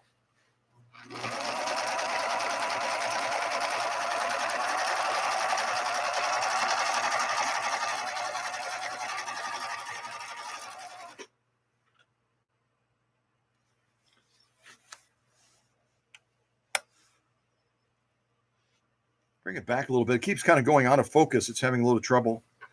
So this is our 3-point zigzag on a 1 setting. There's our lock stitch on the back. Now we're going to shorten that stitch, and just to show a little bit of a contrast in how you can change the look of the stitch in gradual ways, we'll change the stitch length. We could do the same thing by adjusting the stitch width from 4 to a little bit more narrow, right? Well, we'll just play around with the stitch length right now. So I'm going to do this one more time. Get this into place again. And now I'm going to take that stitch length off camera. I'm going to take it from 1 down to 0.4. From 1 down to 0.4. Same stitch. All we did was adjust the stitch length. So let's give this a go again and see what we think. Here we go.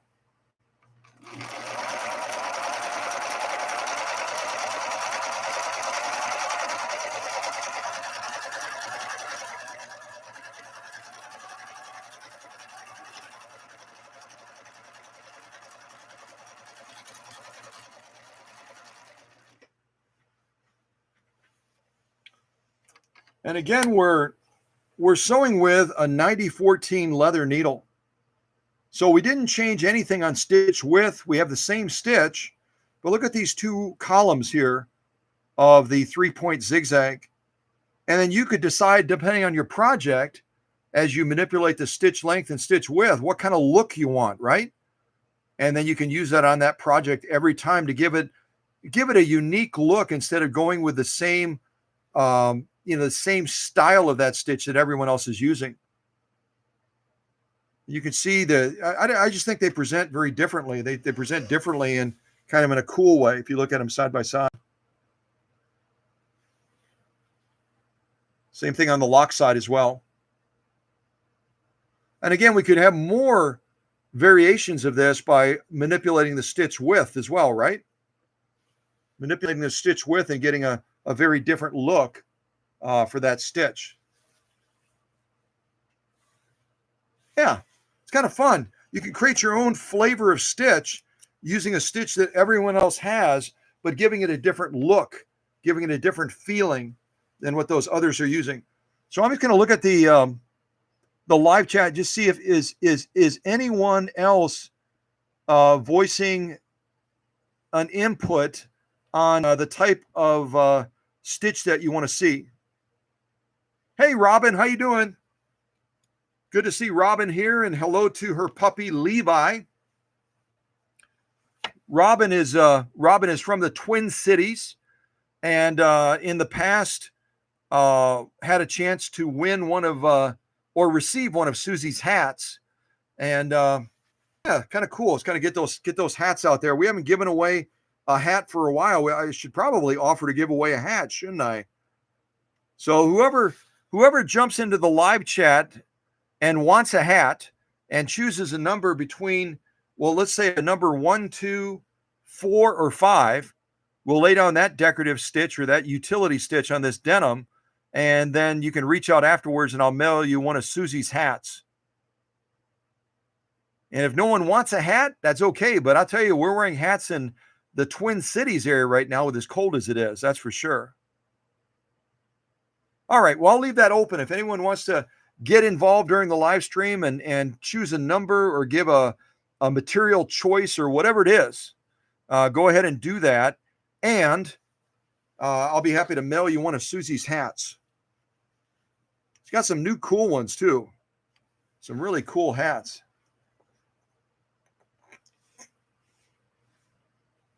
All right, so I'm going to choose a stitch then. I'll do a number 2. Number 2 stitch, which is the shell stitch, and that'll be our final stitch on this denim for right now.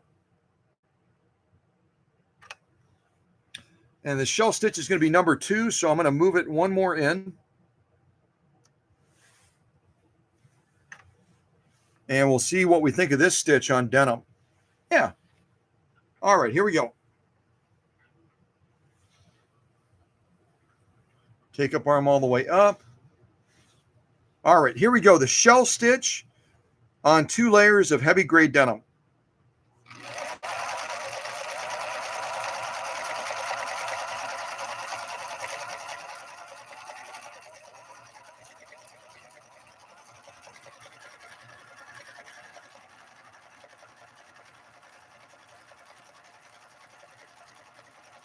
And again, I'm sewing with a leather needle. I'm not sewing with a denim needle. I'm not sewing with a universal needle. I'm sewing with a leather needle on denim. And before that, I was sewing on cotton using a leather needle as well. There's some real pretty shell. I call it the shell pattern. There's probably a proper name for it, maybe a scallop pattern, or who knows what they'd call it. But that's a lovely, lovely, lovely top stitch. And again, we'd get a much better result if we were using, say, an embroidery needle, a size 7511, or maybe a quilter's needle, a size 8012. We'd give it even better definition using that than we are right now. But quite lovely stitch, quite lovely. Yeah, we'll turn it over and look at the lock stitching now.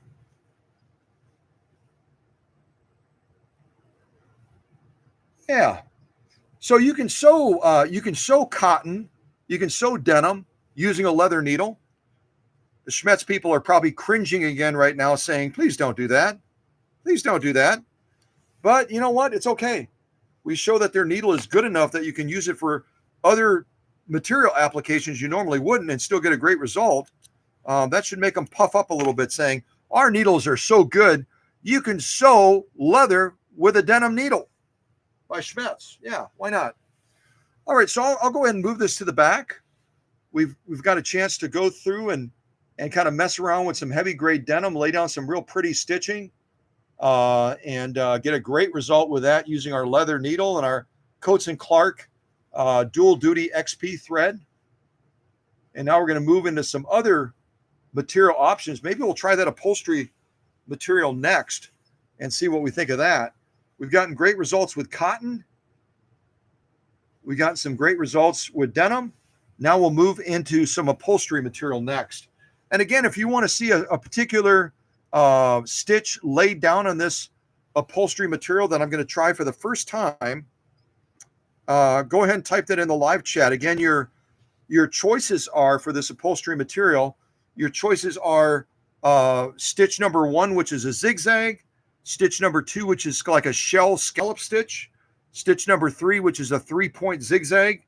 Stitch number 4, which is a blind hem stitch. And stitch number 5, which is the Richter scale stitch, affectionately named to honor Tim, who came up with the name. Yeah, why not, right? So I'm going to get this into position. I'm going to put this is the shiny side. This is the shiny side. I'm going to put the less shiny side facing out. So hopefully we're able to see the stitching more clearly. And then I'm also going to remind you what we're sewing on. This is an upholstery material, but the composition of it is really, really different. It's the first time I'm using it. I have not tried it yet. And this stuff is made out of 55% recycled nylon, 45% polyester, but in addition, it has an acrylic backing on top of that. So we're dealing with 3 different elements that could create challenges for us, especially considering we're sewing with a leather needle. So if you have a particular stitch you want to see, go ahead and voice it. Otherwise, I will pick something. We'll do 2 columns. We'll do 1 column of one stitch. We'll do 1 column of another. Again, your choices are stitch number 1, which is a zigzag. Stitch number 2, which is that scallop shell stitch. Stitch number 3 is the 3-point zigzag. Stitch number 4 is that blind hem. And then stitch number 5 is that Richter scale stitch. So if you want to see one of those stitches laid down on this upholstery material that has all kinds of weird stuff happening with it, with that acrylic backing, it's got a stain resistant application to it as well. And like I said in previous live streams, when they put a stain resistor on there, like the protected full grain leather, it's a chemical application. And what it does is it galvanizes that surface and it protects it from stains and from other issues. So, it creates a little bit more of a piercing threshold elevation, doesn't it? So we're going to be going through a combination of nylon, polyester, and also acrylic as well. So I have no idea what's going to happen, but we'll give it a go. And it looks like Susie typed in their number 3. So we'll try the 3-point zigzag on this and see what we think. Okay, we'll try the 3-point zigzag. I'm going to adjust this a little bit. We'll go out to number 3.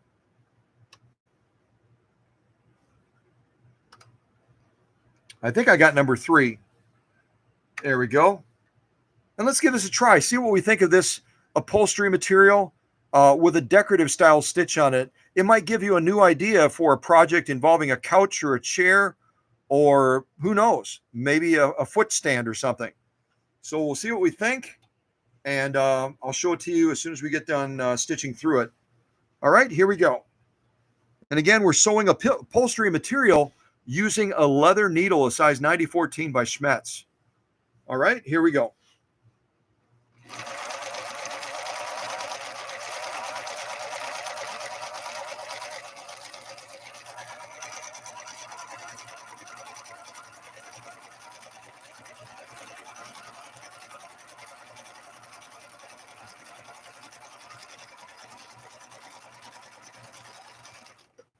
All right, I'm going to stop right there. I'll tell you one thing. This may give people some project ideas.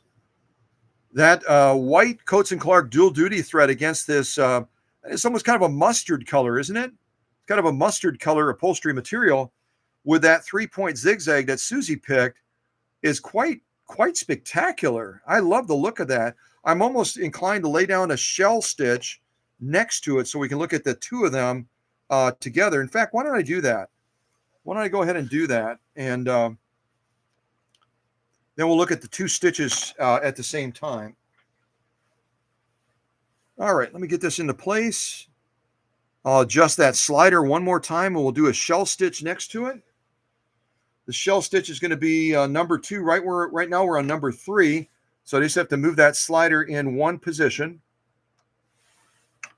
And we'll do that shell stitch next. And I'm going to try to make it a little bit tighter than we did previously. I think we were at 0.4. I'm going to try to go a little bit below 0.4 on the stitch length to see if we can give that greater clarity, greater definition. If I go too short, I'm going to create a mess. Hopefully I don't. All right, so here we go. The shell stitch, which on the machine is number 2.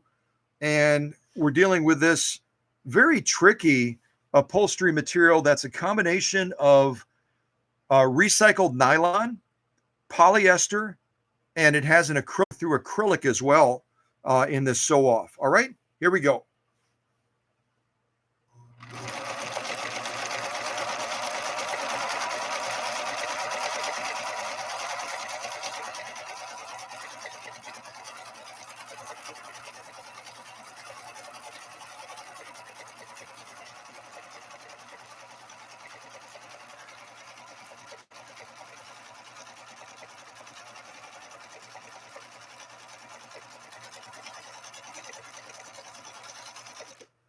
All right, we stop right there. Oh yeah, I like that a lot. That's really cool. That's really cool. And again, we could get better clarity.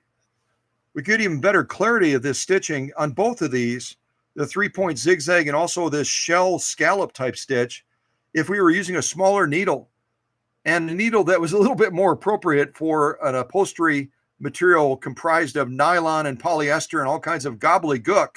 But still, we got a nice looking stitch. We'll look at both of these a little bit closer up and see what you think.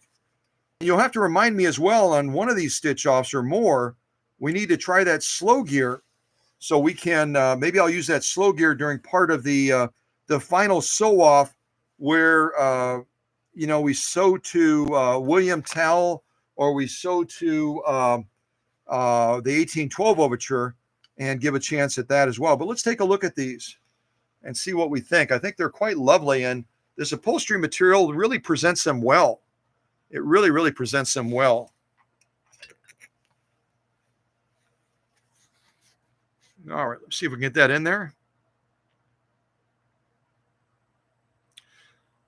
And again, it looks like we could even tighten up that shell scallop type stitch or whatever that is, even a little bit tighter than we did. I made it down to about, looking over my shoulder, we made it down to about 0.3. Maybe we could go all the way down to 0.2. But again, part of the presentation of that stitch, as far as its compactness and its definition, is also affected by the needle that we're using. And a 9014 leather needle on upholstery material is not the ideal setup to get the greatest clarity of that stitch. But still, we did quite well, I think. We did quite well. Let's go across and look at it.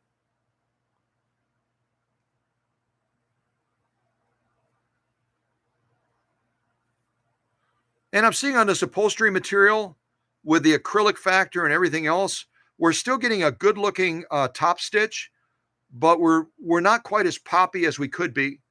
So again, as we're looking at that, particularly that 3-point zigzag, we would probably look at backing off that upper tension just a little bit to give a little bit more pull down power to that bobbin case to give us a more poppy top stitch. But still, we've got a very good looking product, I think. And it presents very well. Go across one more time.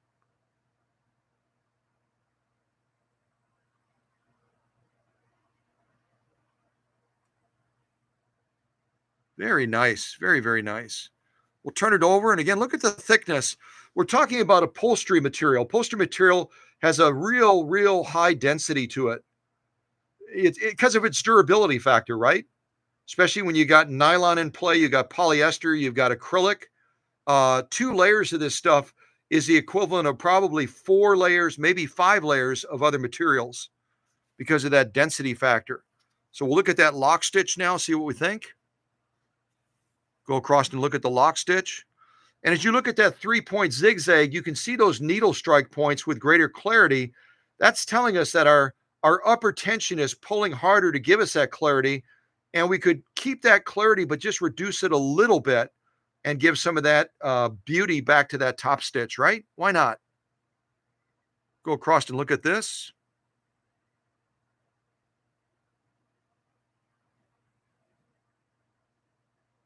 Very nice. Very, very nice.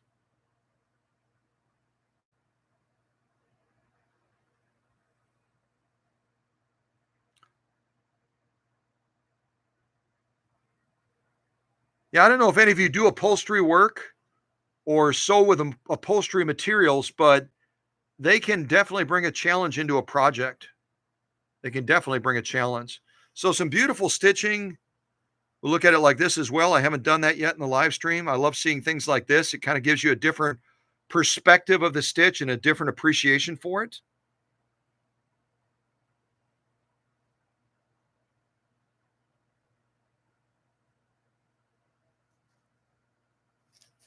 Turn it over again. Look at that lock stitch. Just kind of take a peek at it vertically. I think it kind of gives a different feeling, doesn't it?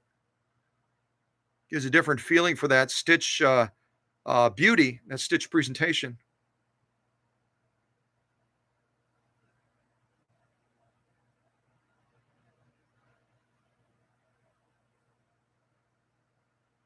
Yeah, so some lovely stitching on this upholstery material. We laid down some decorative stitching. We didn't just do a straight stitch or a zigzag. We laid down the pattern that I believe it was Susie picked the 3-point zigzag, and then I picked the shell style stitch that's on the top right now. And we got some beautiful outcomes with this material. So I'm going to throw this to the side as well with the other sew offs we've already done, and let's keep moving forward. We've done denim, we've done cotton, now we've done upholstery material, and we'll see what we can do next. So, but again, I appreciate everyone's involvement with the live stream, whether you're just kind of quietly watching back in the wings in the shadows, or whether you decide to jump in and join the live chat. It takes a certain level of comfort to do that, doesn't it? Those that are watching, those that have been watching during the live stream, maybe it's the first time you came and you're like, I'm not ready to jump in the live chat yet. That's okay. But when you get ready, there's a whole family of folks that would love to welcome you. And I believe we had close to 600 people earlier. I think we've got about 162 right now watching. So if you're one of those 162, when you're ready, we're going to be so excited to meet you and to welcome you to the live stream, to get to know you a little bit. Whatever you want to share, we're not pushy people, but we'd love to get to know you a little bit better when you're ready. Okay, yeah. And so let me move on now to the next sew off. We've got a couple of sew off options to pick, and move us back to a zigzag for now. Straight stitch. Okay, so let me look at the materials we have left, and then we'll kind of go from there. And again, I'm intentionally not pushing this 3230 as hard as I would some other machines, because as I explained earlier in the live stream, the belt system is different on this machine. It's got a very thin, a very fragile cog style belt with about 80 plus teeth on it, and they can get sheared off if you stress the machine beyond what a normal household machine would normally do. So I'm going to be pushing it a little bit, but not pushing it quite as hard as I would be otherwise. So we've got some of this fake fleece material made out of 100% polyester. We can try that. We can try it with any of the stitches that we have. We've got the straight stitch. We've got the zigzag. We've got the shell stitch. We've got the 3-point zigzag. We've got the blind hem stitch. And we've got the Richter scale stitch that Tim named, with 2 layers of this fake fleece material. That's one of our options. We've got the Italian leather that we just got from cutting up a bag that came from Goodwill. We've got some Italian leather. We've got the outdoor carpeting. We've got the 100% cotton material. And then we've got the Amazon Prime packing paper parchment.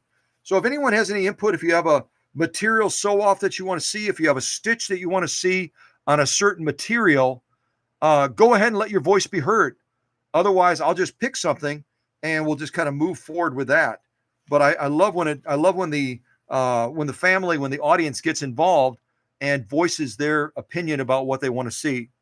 Right? Don't you? Yeah. I hope all of you are still awake out there. I'm going to get a little bit of Diet Coke to keep me awake.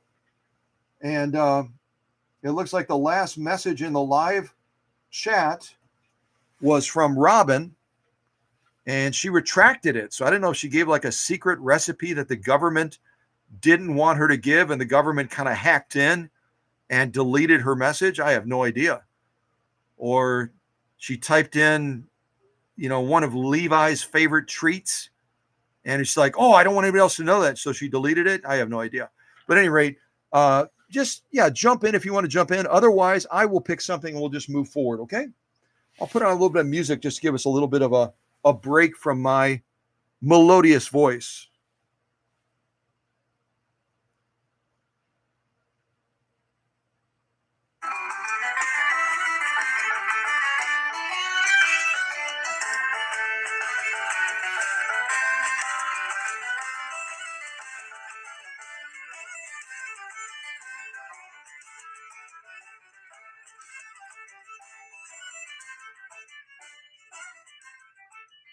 All right, that was my little Irish interlude, and it looks like Susie and Kathy as well have said, hey, let's do some leather. So let's do some leather.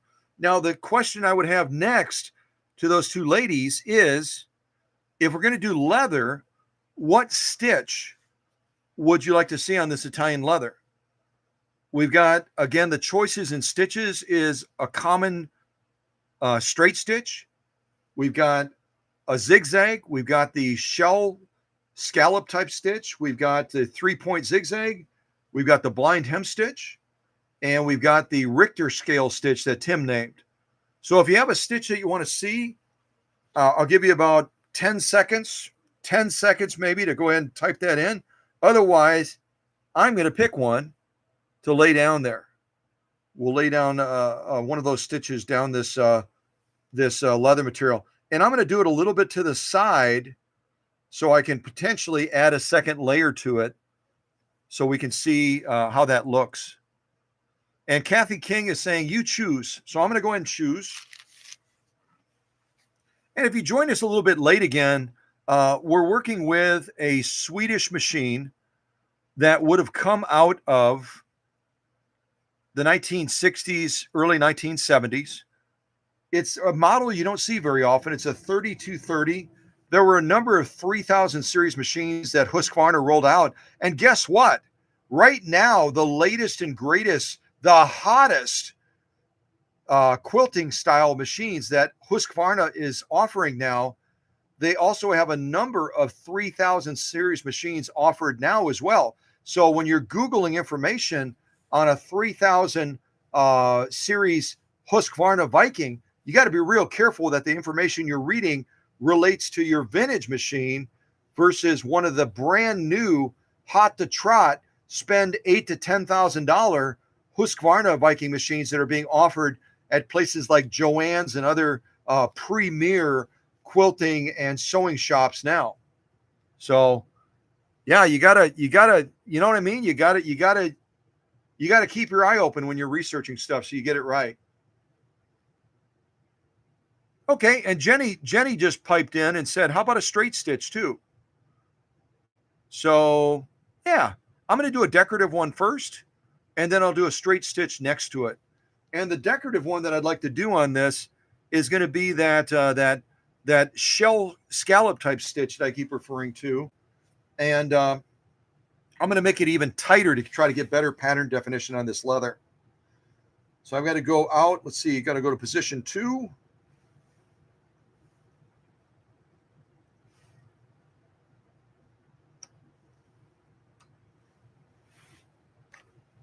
Make it even a little bit shorter than we did before.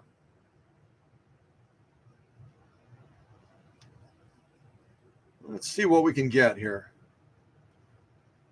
All right, so this is going to be the scallop style pattern. I'm going to lay it down on this Italian leather, and then next to it, maybe through the 2 layers. If I add a second layer through the 2 layers, we'll lay down a straight stitch next to it and see what we think of that.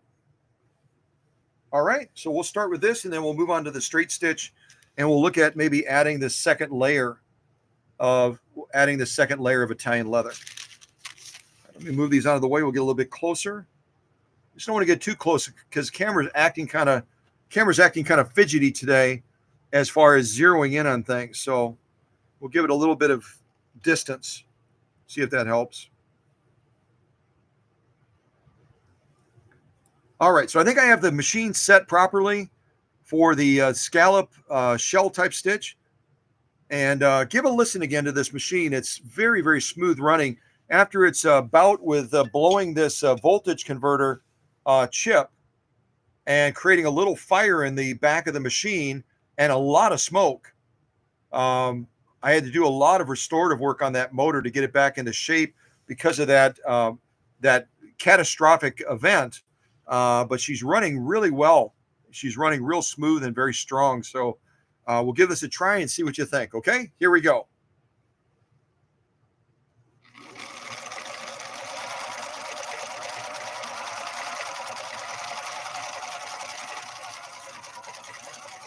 And I'm going to stop right there for a second. I'm going to stop right there.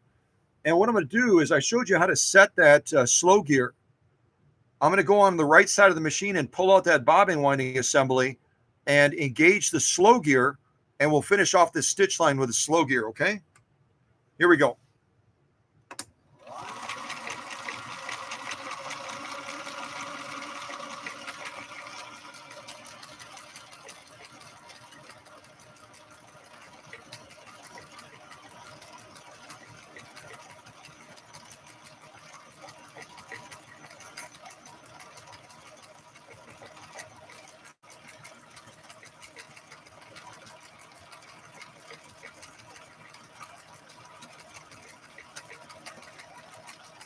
Now, when you're done using the slow gear, before you try to turn the balance wheel, you want to disengage that slow gear by pushing it back in so that it frees up those gears that reduce the speed from full speed down to 1/5. If you try to force it, you'll break something. So push the bobbin winding assembly back in to disengage the slow gear. That's what I just did. Now I can move the balance wheel freely and get that material out of place. And I'll tell you one thing, I really love the look of that stitch on that Italian leather, don't you? Isn't that spectacular? And we went shorter on the stitch length than we did previously. I'm all the way down to 0.3 on the stitch length. And I think we got a great result also with the lock stitch on the back as well. That's our lock stitching. And that's our top stitching right there. Something about white thread on black leather. It's hard to beat, isn't it? It's just absolutely spectacular. And it's just poppy looking. You can imagine this on a leather product. It would really be quite spectacular. I'll take this out and we'll get ready to do that straight stitch that Jenny wanted to see. And we'll take a little closer look at these stitches before we add that second layer.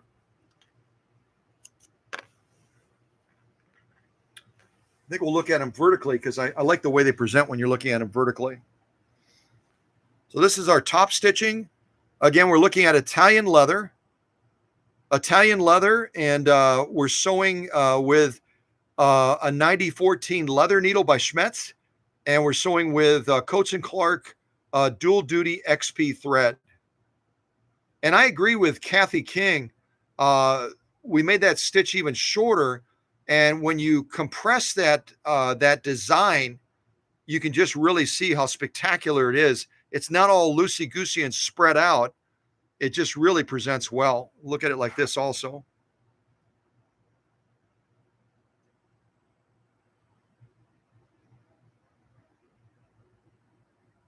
That's our top stitching. And again, this isn't crazy thick leather. It's probably about maybe 2 ounces of leather, but it's still leather. Now we're going to look at that lock stitch. This is our lock stitch now on the back of this Italian leather. The way that stitch presents right now, to me at least, someone that grew up in the 70s, it almost looks like that little Pac-Man character, doesn't it? That little Pac-Man character that chases you down and attacks you. Yeah, it kind of looks like a Pac-Man character to me. So beautiful stitching. We'll look at adding that second layer of this Italian leather now and see what we think of that second layer, how it presents. Do this kind of back to back.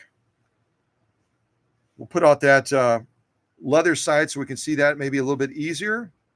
And now we'll lay down that straight stitch through these 2 layers of Italian leather. And it looks like by the lighter color, there also might be some vinyl or nylon running alongside this leather as well. So that's going to raise that piercing threshold just a little bit higher, isn't it? So let's do a straight stitch now down this leather. Get that. I better get that all the way underneath the presser foot or we're not going to get a good launch. There we go. I think that's pretty good. So now I'm going to change this back to a straight stitch. And we'll make it a fairly long straight stitch, but maybe not completely long. The longest point. We'll go fairly long. All right, get my take-up arm up. And now we'll lay down a straight stitch next to this. And again, we've doubled our leather now. Now we're going through 2 layers of this Italian leather with this Viking model 3230 that belongs to Christy out of the St. Paul, Minnesota area. All right, here we go.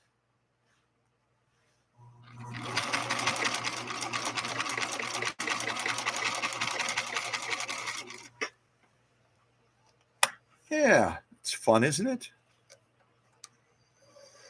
I've never tried this leather before. It's kind of fun to try something new and see how the machine responds to it.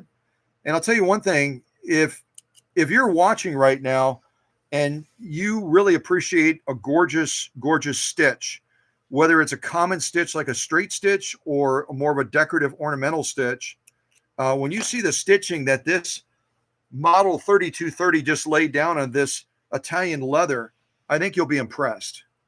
It really is really, really lovely. All right, let's take a look at this. So we've got our scallop type stitch on the bottom, and then we've got our straight stitch that we just laid down. So we're going to go across and look at these.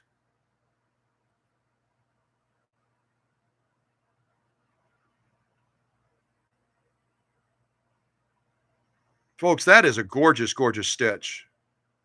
Look at it like this also, that straight stitch. This is our top stitch again. Let's take a look at this. We've got more of a decorative stitch with that scallop style stitch, and then we got our straight stitch. And I'll tell you one thing, I don't know how we can make that much better. That's absolutely as it should be. Absolutely as it should be. Gorgeous, gorgeous stitching.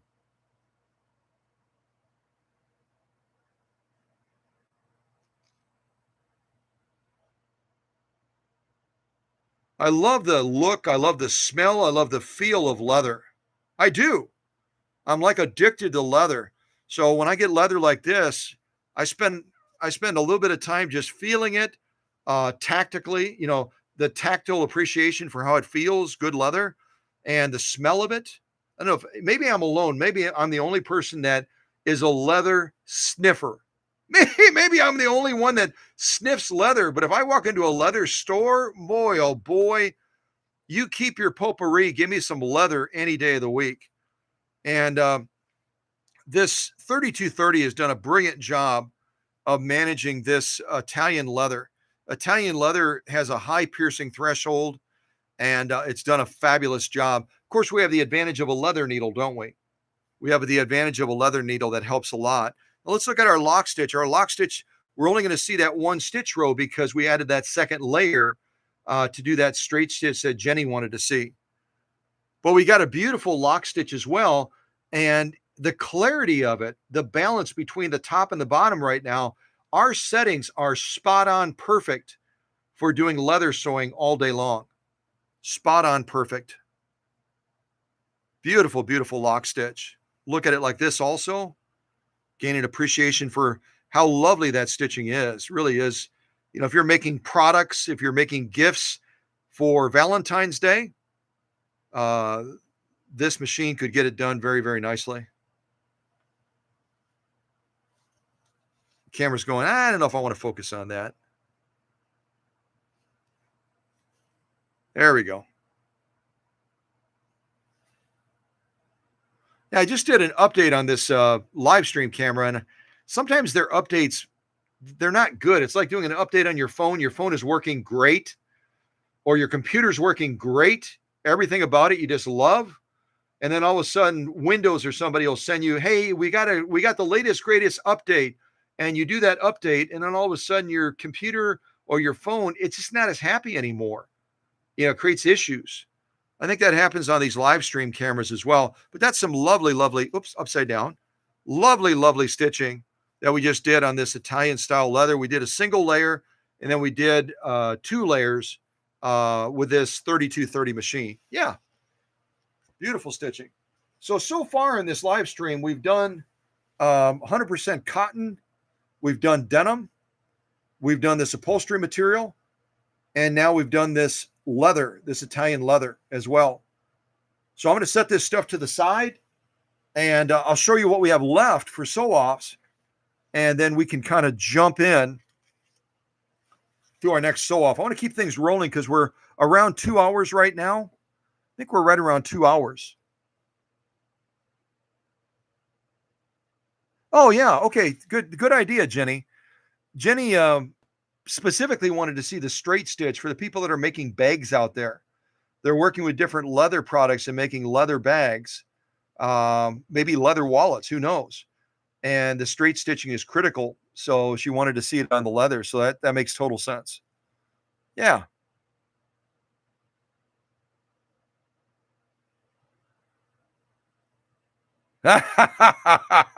Tim, Tim, you add so much to the live streams with your quirky, fun sense of humor, man. I don't know. I do like the smell of bacon too, but I don't want bacon around leather because I don't want my leather to smell like bacon, and I don't want my bacon to smell like leather.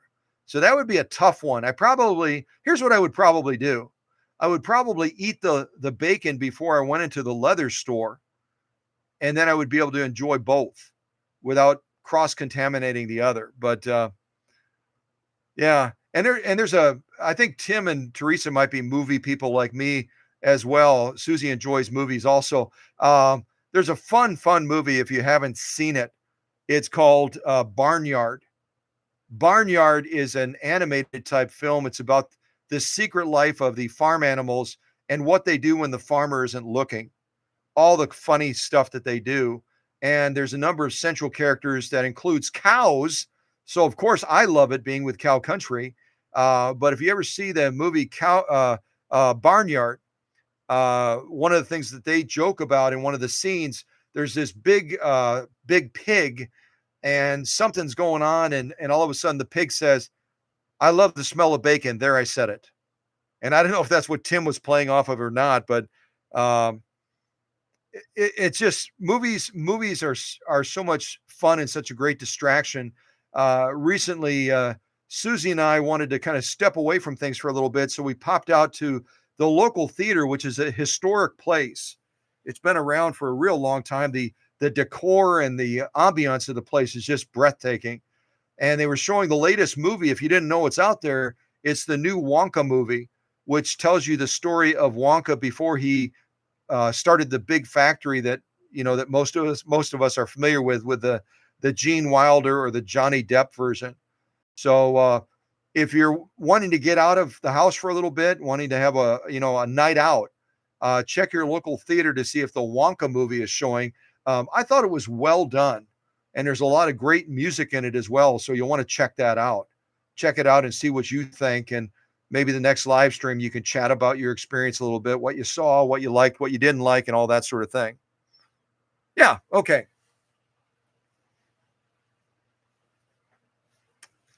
So you guys are really quiet today. You must be like multitasking, or maybe you're on an eBay site right now and you've got an auction that you're watching for it to click down to the last second. You've got to bid right at the last second or something like that. But our chatting is really quiet today, and that's okay.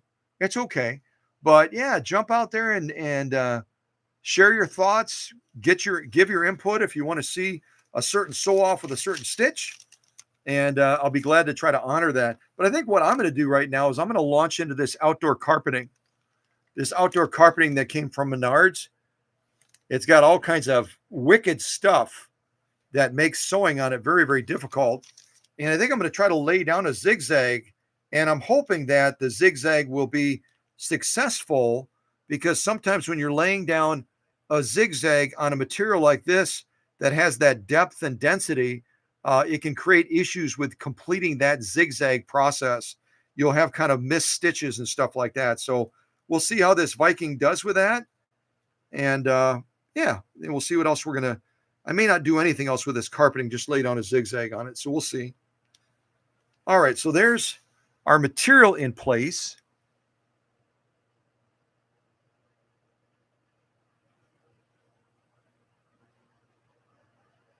Oh, that's right. Yeah. That's right. In England, it's the evening, isn't it? In England, it's the evening. I don't know what time it would be, 3 or 4 o'clock or something like that. Yeah. So that makes total sense. Yeah. Well, I hope your auction goes well. Hope your auction goes well.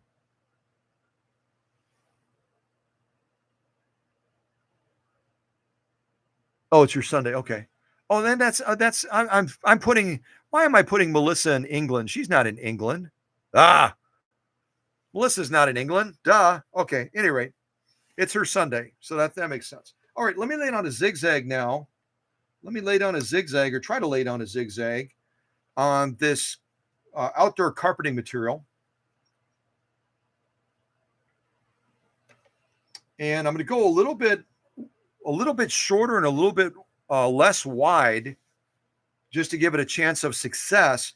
Because when you're incorporating needle swing on a material like this, it can create issues with completing that stitch process because that needle is swinging and it's got a time to pull that thread back up through this dense material. So we'll see how we do on this zigzag. And I'll probably go like a 3 and a 3, a 3 and a 3, a 3 on the stitch length and a 3 on the stitch width, and see if that gives us success. I hope it does. All right, so here we go. We're sewing outdoor carpeting on this Swedish model 3230. Again, we're using a leather needle, a size 9014 by Schmetz. We're using Coats & Clark Dual Duty XP thread from Joann's. Yeah, we'll see what happens. The voice of confidence. We'll see what happens. Also, we'll see how these fancy diamond pyramid feed dogs work against this material, the ones that originally were developed in Switzerland. We'll see how they do. I'm going to increase our presser foot pressure just a little bit, give us some good solid feed, and we'll see how we do. Here we go.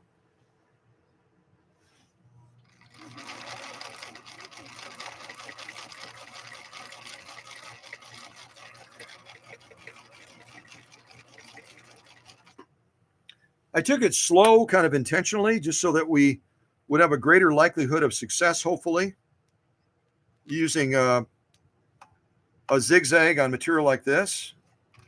There we go. Yeah, I think that was the right choice. Let's take a look at this stitch, and I think you'll be impressed. It turned out really quite nice. I'm almost inspired, and I don't know what the outcome would be, but I'm almost inspired to try to do a decorative stitch. I'm almost inspired to try to do a decorative stitch on this outdoor carpeting and just see what happens. I think it's going to be a little bit too much, but I might give it a go. Like Candido always says, no fear, right? Candido always is saying no fear. All right, let's take a look at this. This is our zigzag. And again, I made it a little bit smaller, a little bit shorter in length, a little bit shorter in width, because I was concerned about it being able to get through this heavily woven type outdoor carpet material. And I'm seeing some really, really good results. Really, really nice looking zigzagging going through this outdoor carpeting material. Really, really nice. See if we can look at it like this as well, possibly.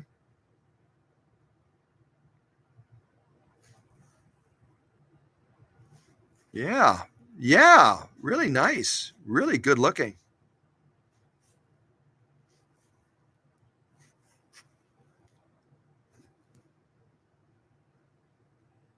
Let's turn it over and see how we did on the lock stitch.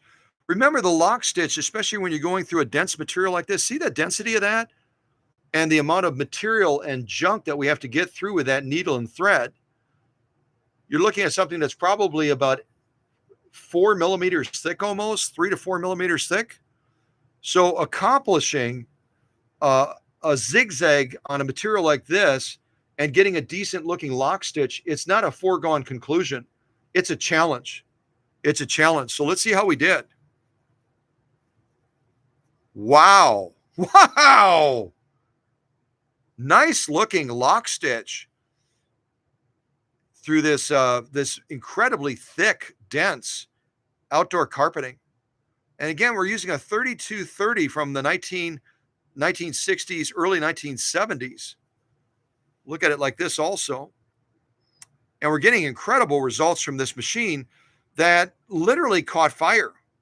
If you joined us late and you didn't hear the story, I was doing the final adjustments and checks on this machine, and all of a sudden heard a pop and a zzz, like a zzz sound, like a Z sound, and then a big plume of smoke came out the back of this machine.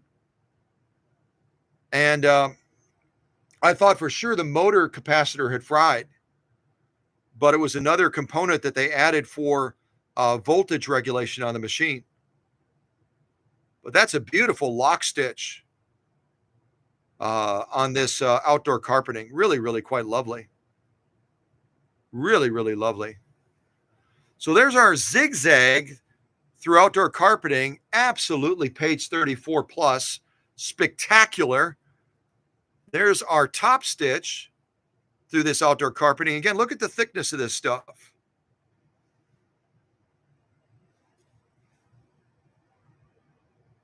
So, yeah, and if you want to try this on your own sewing machines, if you're as crazy as I am, go to Menards or go to Home Depot or somewhere like that, and you can pick up a roll of this stuff. It's the same stuff I've got on the workbench right now that Susie gave me. So you can try this stuff and see what you think. But yeah, maybe another time, not this time, but I really would be curious how it would do with a decorative stitch. That would be kind of fun, wouldn't it? It'd be kind of fun to try a decorative stitch on outdoor carpeting. Who knows? Maybe we could sell more outdoor carpeting if it had decorative ornamental stitching on it, huh? And there are carpets like that. I know that. But even a zigzag is impressive. I'll throw that to the side. So all we have left now, all we have left other than our final sew off is this fake fleece material, which I'll probably do a decorative stitch on. I think that'll be kind of cool. We've got this 100% cotton, and then we've got our Amazon Prime packing paper. And again, on the Amazon Prime packing paper, the last live stream premiere that I did 16 layers of it. I'm not going to push this machine that far. I might do 4 layers. I might do 6 layers, something like that. And then we'll do some sort of a decorative stitch on the paper instead of just a standard straight stitch or a standard zigzag to give it a little bit of a special zippity doo dah.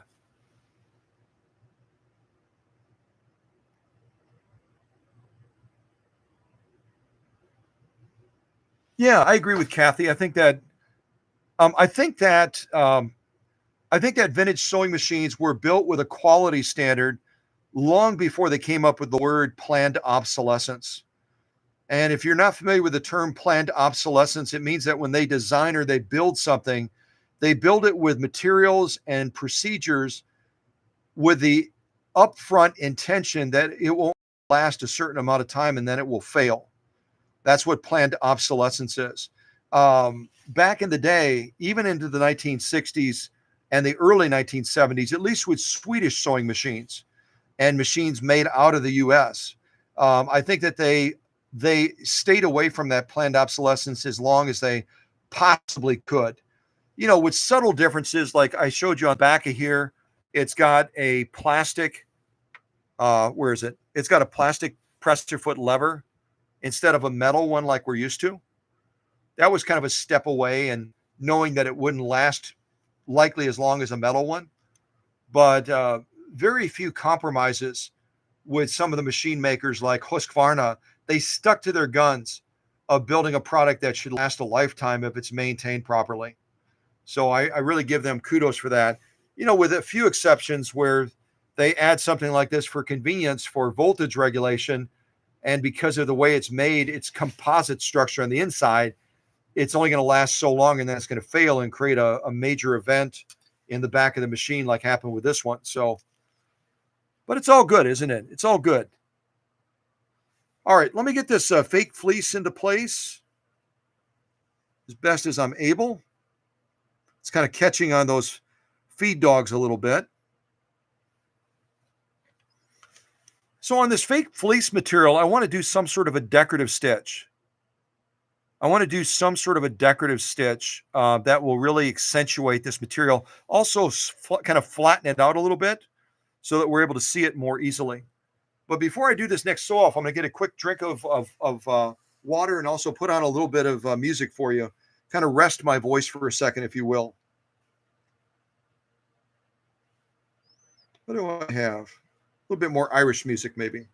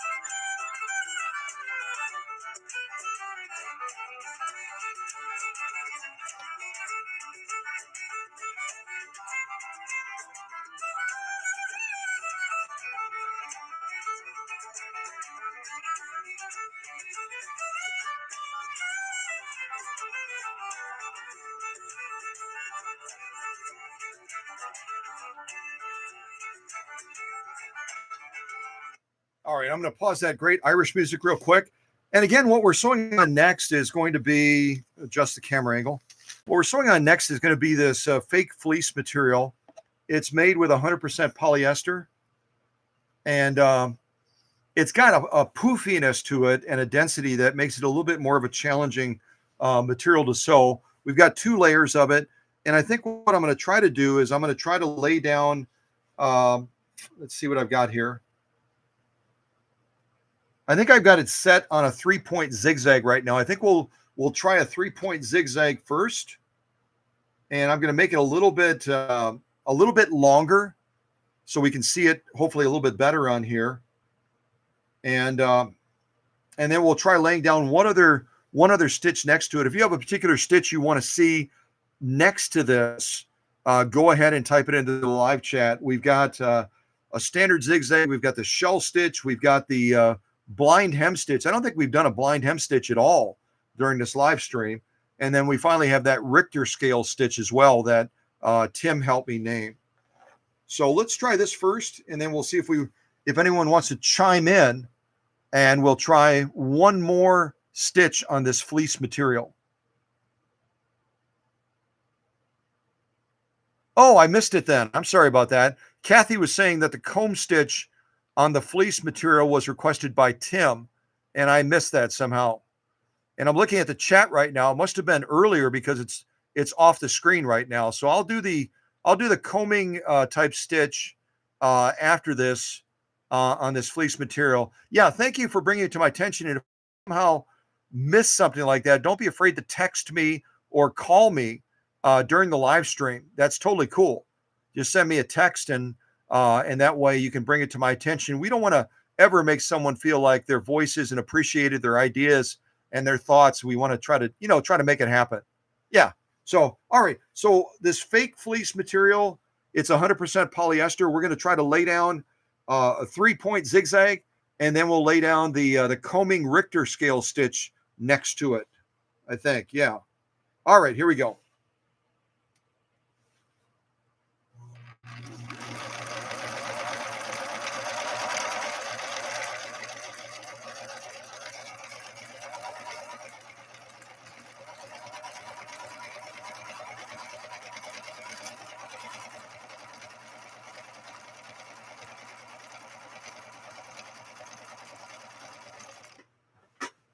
Well, I didn't do such a brilliant job of sewing straight, but I got it done.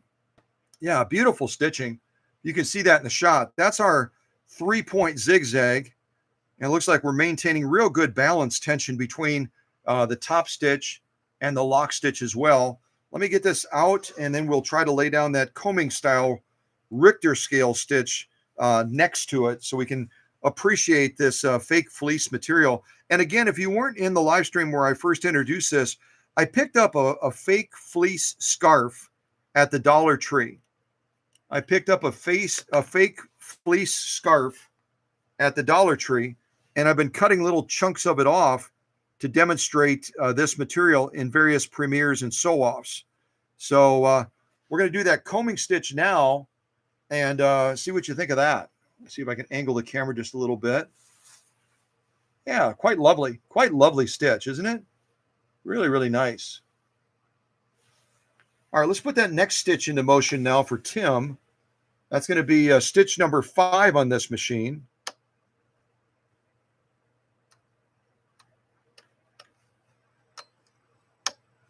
Stitch number 5. Okay, I've got that in place. We'll make this a fairly tight stitch.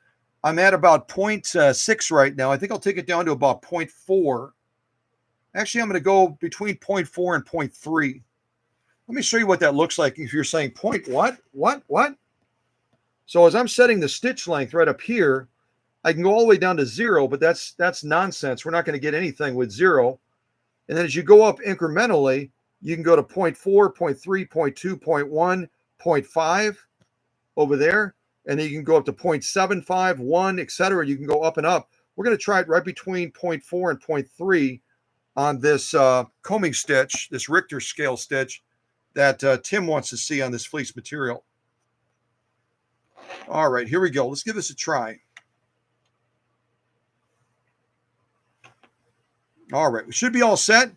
And I'm not gonna set it on the slow gear right now because to complete a stitch of this complexity will take way too long. All of you are going to be going off for coffee. You're going to pop some popcorn. You might walk the dog and you'll come back and I'll still be stitching down in the slow gear. But we'll certainly use the slow gear again before the live stream is over. All right, here we go.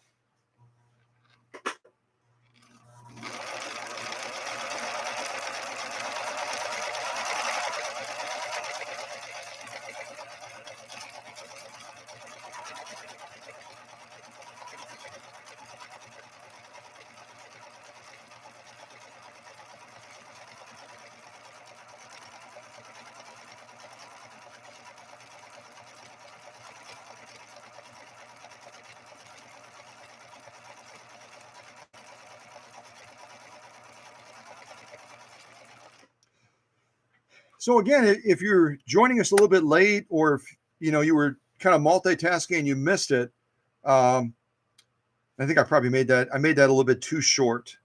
For this type of material that has a little bit of a flux to it, it kind of ebbs and flows and moves as we're sewing it because it's so cushy. It's almost like trying to sew a cotton ball. This fleece material that's made out of polyester is almost like trying to sew a cotton ball. I should have made this a little bit longer. So we made it a little bit too short. I set it on 0.3. I should have set it on 0.5, and then we'd be able to stretch that out just a little bit more and give it a little bit better presentation. But I think you'll be able to figure it out. You'll be able to see what the intention was, and then you can always adjust it when you do the sew off on your machine. You can remember that 0.3 was a little bit too small on this fake fleece material, and you can set it a little bit longer. So let's take a look at this stitching on this 100% polyester made to look like fleece, and we'll see what y'all think. This is our top stitch.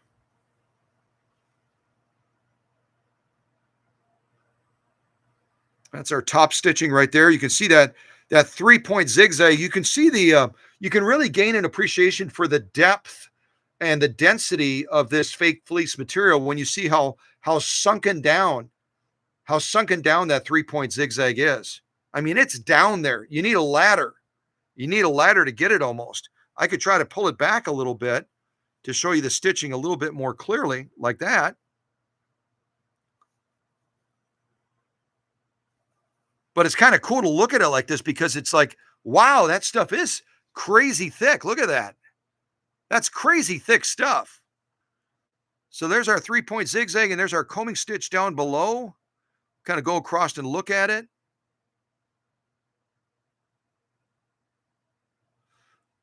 And again, we don't have the ideal needle for sewing something like this. A leather needle is not the best choice. It's not the best choice.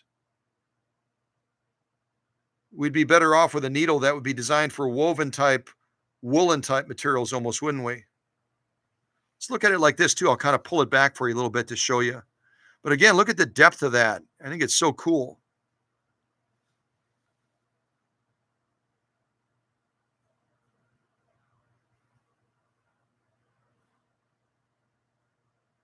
Be kind of cool to use a specialty thread on this material, wouldn't it? It'd be fun to use a specialty thread on this, maybe a metallic thread or something. I don't know, something that would really make it kind of pizzazzy. Yeah.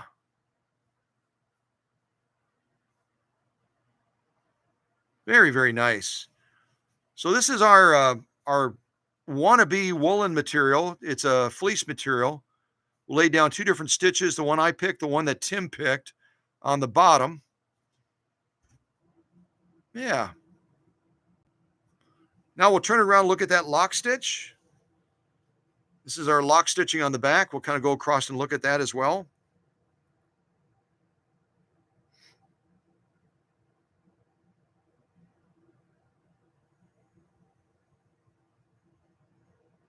Very, very nice. Solid page 34, if not a solid page 34 plus stitch. So you know what? It's okay to use man-made materials sometimes for different projects. Buying a fake looking fleece scarf like this at the Dollar Tree for $1.25 compared to buying expensive fleece, before you've mastered your use of that material, you can make mistakes on this $1.25 material, and it's a huge scarf that they give you at the Dollar Tree.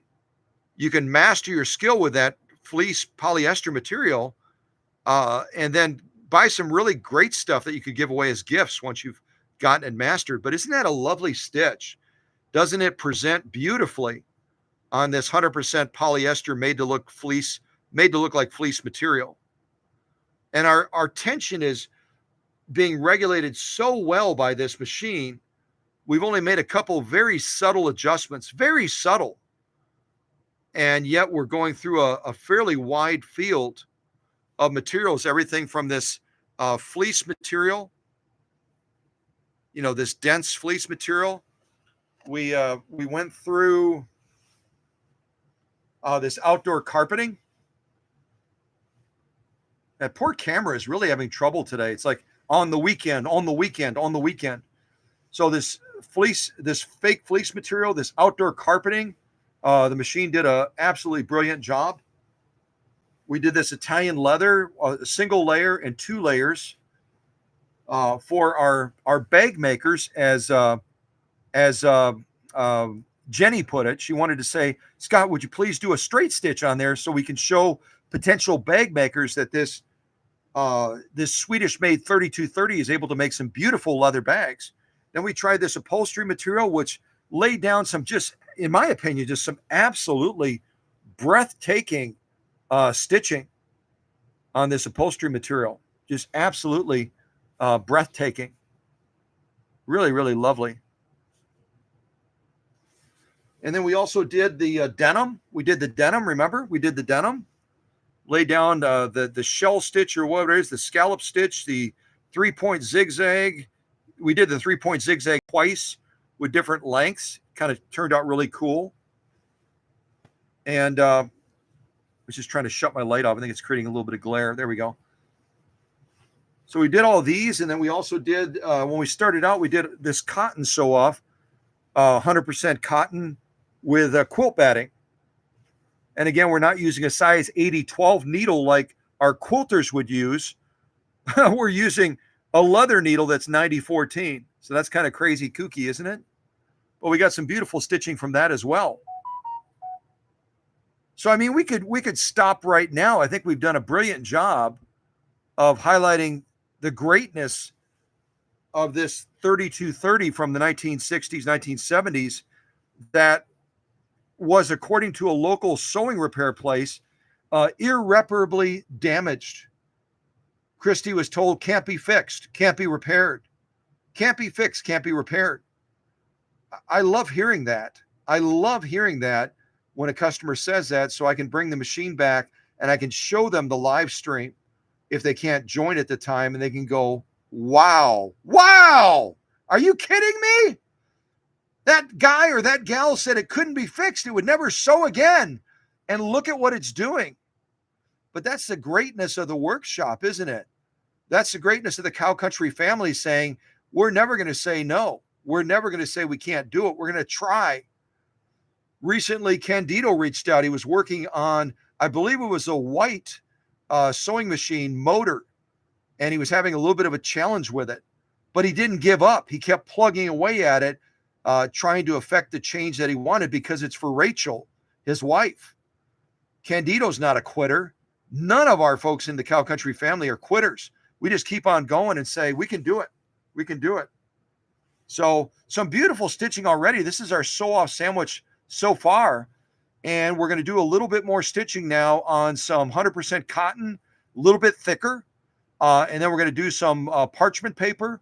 And then we'll do our final sew-off with the William 12 Overture. And we'll see if we can have continued success doing that as well. But right now I'm going to grab this 100% cotton. And we're not going to go all the way up to 8 layers like I sometimes do. We'll probably go up to 6 layers. So there's 2 layers, There's 4 layers. I cut this way too big, didn't I? Ha! I cut this way too. Let me grab my scissors. I don't know what I was thinking. I didn't need to make it quite this big. Okay. See if I can do this.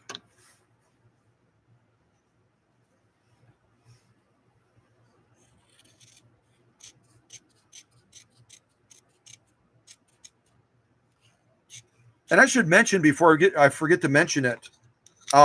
If you can join us on Tuesday, if you're able to join us on Tuesday, please do that.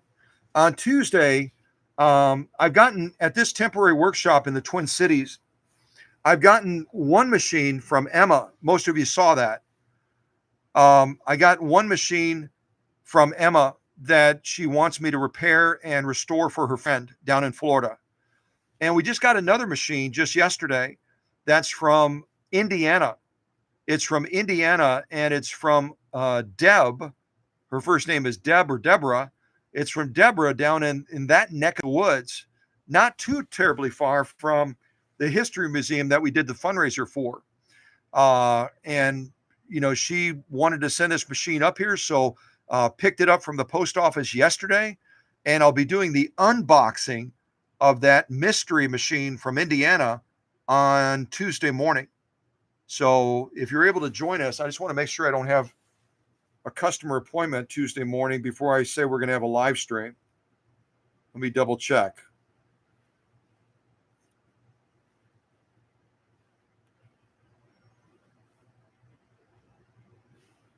Anything Tuesday morning that will prevent us from doing. Okay, I don't have anything Tuesday morning. There's nothing Tuesday morning on my calendar that will interfere with us doing a live stream unboxing of this mystery machine from Indiana. So if you can join us, please do that. It's always fun to, I'll give you clues about the machine. It's always fun to kind of guess what machine we might be unboxing, then actually see the machine and maybe even plug it in if it's safe to do that, to give it a try and see what we think about the initial machine performance before we take it through the workshop magic process. So I'm going to fold the smaller piece now. We got 4 layers. I think that, yeah, 4 layers and now 6 layers. So I'm going to get those 6 layers underneath the presser foot. There we go. Those 6 layers underneath the presser foot. And I'm going to lay down a decorative stitch down the middle of this.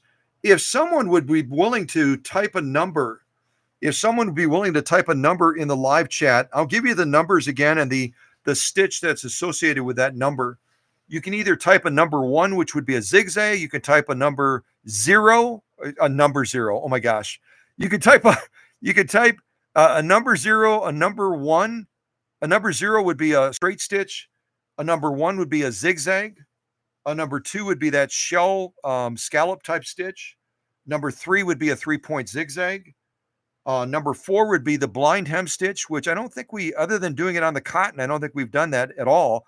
And I'm not saying you have to pick that. I'm just saying we haven't done it much. Or number 5, the Richter scale stitch. The Richter scale stitch. So I'm going to go ahead now, and looks like Susie is suggesting number 3. So I'm going to go ahead and move us to position 3 on our selector. And again, when I'm changing stitches on this machine, I always want to take the stitch width down to 0 so the little reader finger that reads the cam stack is pulled back so I can move the slider without fighting it and damaging it potentially. So we're going to try the 3-point zigzag. Let's see, what am I on right now? 5, I think.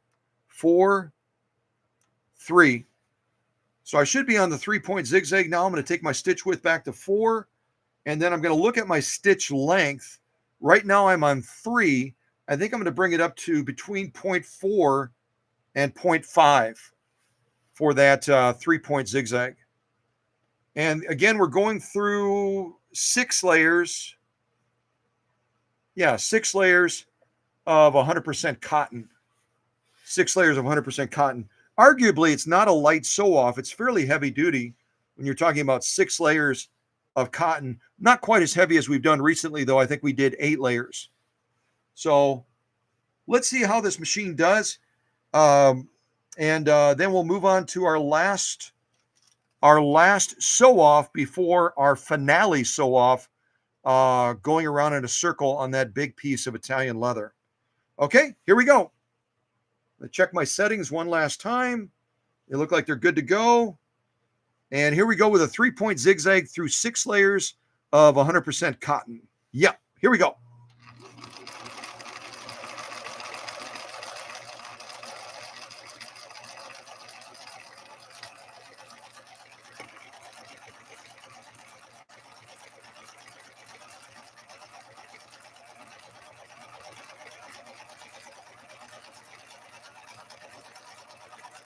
And again, we're sewing this 100% cotton with a leather needle. A leather needle, not necessarily the preferred choice for sewing cotton like this, but we're doing it anyway because we do have a lot of confidence in the people that make Schmetz needles. We consider them to be part of the Cow Country family. They follow us on Facebook. They follow us on YouTube. We follow them on Facebook. And recently they've been doing some really cool reels as well of where they've been traveling and what they've been doing. So you want to check those out as well. But that's what 6 layers of 100% cotton looks like. It's not an easy peasy sew off. And I think, however, you'll be very impressed with this 3-point zigzag that the machine just laid down. Let's check this out. Yeah, really, really nice. But a little bit on the weak side. I can see again that our upper tension is being a little bit of a bully. Our upper tension is being a little bit of a bully, so we don't have quite the level of definition that I would like to see on this 3-point zigzag, but it is quite good. It is quite good. We'll look at it vertically as well once we go across. Quite a nice 3-point zigzag through these 6 layers of 100% cotton. Really, really nice. Let's look at it like this also. I'm going to change the angle of the camera a little bit, make it a little bit easier for me.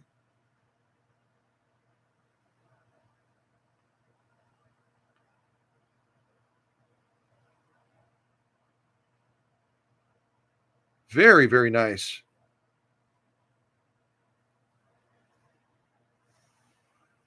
So that's our 3-point zigzag through 6 layers of heavy grade. Yeah, the camera does. You know what, Kathy, you're right. And that's why I picked this green fat quarter from Walmart or Joann's every time I go in. It likes this. It's kind of a, what color green is that? Is anyone really good with colors? Is that a forest green or what is that? But it likes this green a lot. And it presents it very well. The only thing I'm noticing is we've got a good looking stitch. It's a page 34, but we could make it better if we backed off that top stitch or that upper tension just a little bit to give better definition to this top stitch. Because when we turn it over and we look at that lock stitch, this is our lock stitch now, you're going to notice that lock stitch is noticeably more poppy. That lock stitch is noticeably more poppy, which is telling me we could afford to back off that upper tension just a little bit. Just a little bit. Oh, okay. Yeah. Melissa and Kathy are saying, yep, forest green. I always lean on the leaders and I lean on the family for colors. I have good recognition of colors, but I don't know what the names are. I never get the names right. I'll say, well, that looks like a I don't know, like a watermelon green. And they're like, no, it isn't. It's not even close to watermelon. But you see how much poppier this lock stitch is? If you get a stitch like this and you're looking at the clarity of that and you're going, wow, that's beautiful. And then you'll flip it over and you go, well, that's kind of wonky. That's not as sharp. That's not as defined. It's such an easy fix. It's such an easy fix. All we have to do is back off that upper tension, and this turns into that. So just understand your tension. And I've talked with a number of you recently, and you said, Scott, I'm so glad that you go over and over and over and over again explaining how tension works. Because I have a friend that's been a seamstress for 30 years, and she didn't understand it until I explained it to her the way you do. That it's a tug of war. That when you want a lock stitch that looks like this, it's an upper tension factor. when you've got a top stitch like this that's pretty doggone good, but it could be better, that means our bobbin case is not pulling down hard enough, or the upper tension is pulling up too hard. So we just adjust one or the other so that the other one can win. They can be friends. So whether we're doing the top stitch or the lock stitch, just understand the lock stitch is governed by the upper tension. The top stitch is governed or controlled by the bobbin case below. It pulls down, the upper tension pulls up. Okay. All right. Blah, blah, blah, blah, blah, blah, blah. So there's our lock stitch, which is absolutely page 34 plus. No question about it. That is a drop dead gorgeous, gorgeous lock stitch through 6 layers of 100% cotton. 100% cotton, just absolutely. Are you kidding me? That's absolutely spectacular.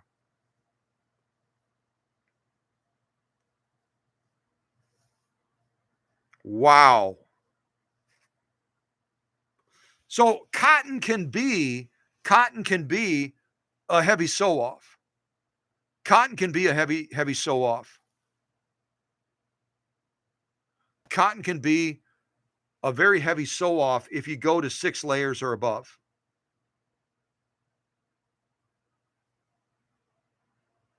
Yeah, and Melissa is chiming in. Melissa is chiming in and saying, Scott, until you explain the tension factor, the tug of war, the upper tension pulling up, the bobbin case pulling down, Melissa didn't know it.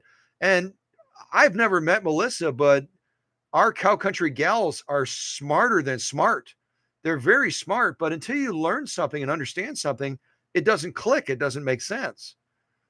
And now you can go out into your circles and you can explain it to everybody so that they're like, why have I been fighting this stupid machine so long when I'm the one that's been making the mistake? You know, I'm trying to get better. I'm trying to get a better lock stitch. I'm getting bird nesting, or I'm getting a loose stitch, and I'm cranking up the bobbin case, and it gets worse. Of course, it's going to get worse because the bobbin case is going to be defining that top stitch. It's not going to help you down here. Your upper tension and your take-up arm and the adjustment on your check spring is going to define what happens on that lock stitch. Remember, it's not just the tension discs.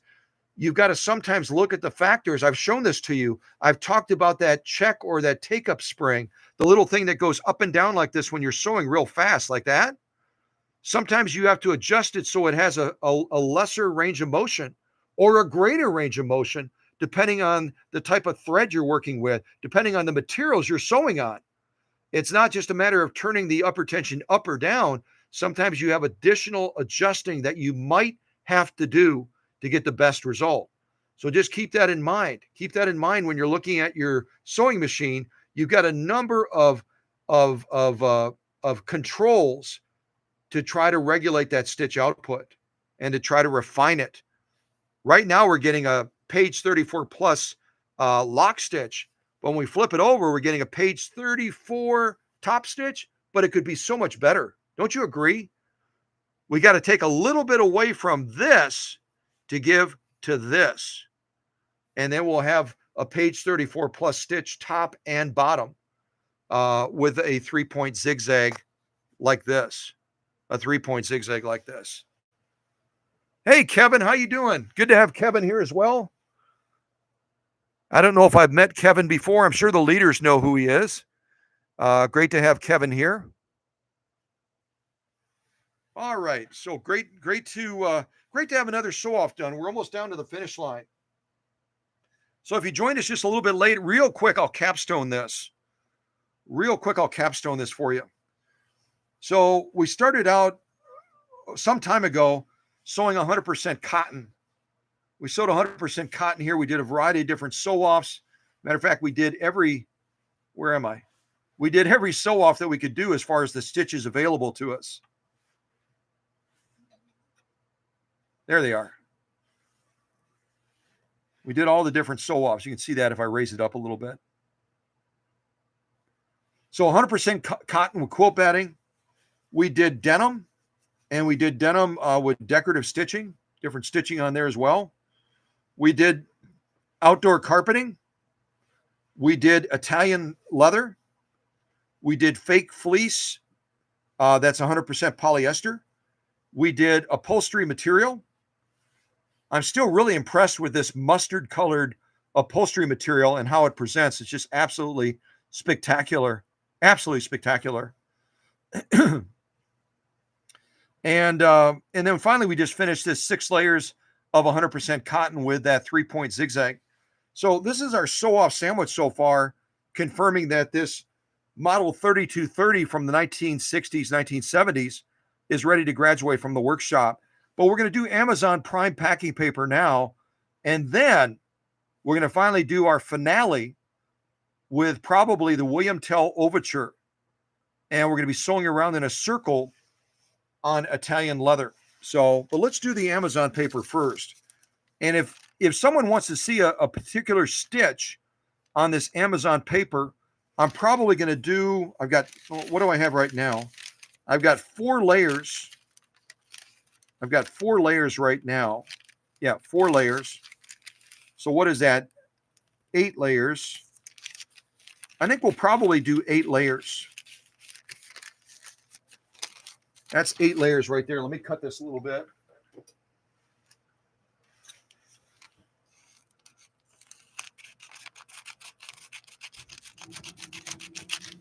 So I've got eight layers, not as thick as we've gone. We've actually gone up to, I believe, 16 layers, but I'm going to be I'm going to hold back a little bit this time, and we'll do 8 layers because we're going to be doing a decorative ornamental stitch. We're going to be doing a decorative ornamental stitch. Maybe 2.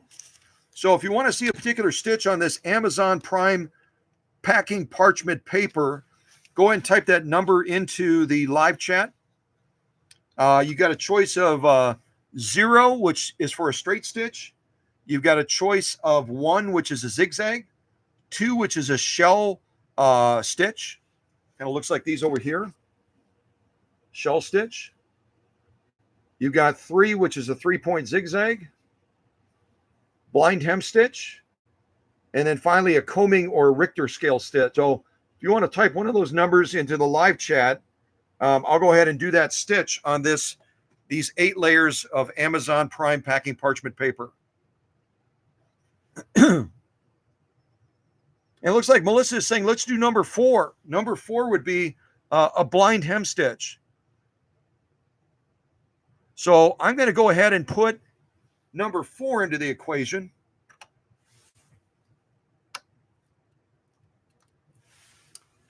And I'm going to set the stitch length right around 1. And again, just to reinforce it again, when you're changing the stitches through this slider, you always want to zero out this stitch width first. You take it all the way down to 0, and then this slider will move freely. If you try to move the slider with the stitch width between 1 and 4, that finger is pressing into that cam stack, and you're either going to damage the finger or you're going to cause some other problem with the machine. If you try to force this, it won't move freely. So take the time to zero it out. This will move very, very nicely. And then take your stitch width back to the desired setting between 1 and 4. Set your stitch length at what you want. I'm putting it on 1 right now for stitch number 4, which is the blind hem. And we'll see how this machine does against this Amazon Prime packing parchment paper. Peter Piper picked a peckered pepple. I give up. At any rate,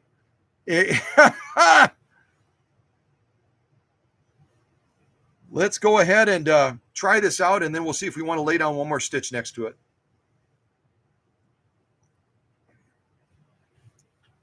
All right, get my take-up arm all the way up.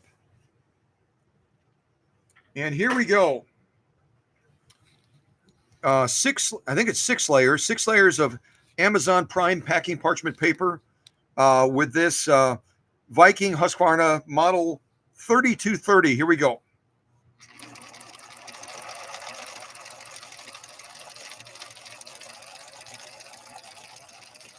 I can honestly say that I've never done a blind hem stitch on paper before. This is a first. So I'm glad that Melissa picked it. I'm glad Melissa picked it.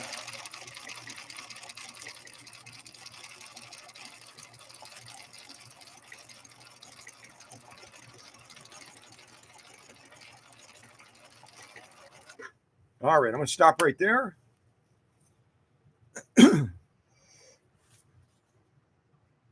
Yeah, it's kind of fun. And I've talked about other machines where you've got a setting where you can start at the beginning of that cam cycle right away. When a cam is moving, it's going to have different bumps that reader finger reads.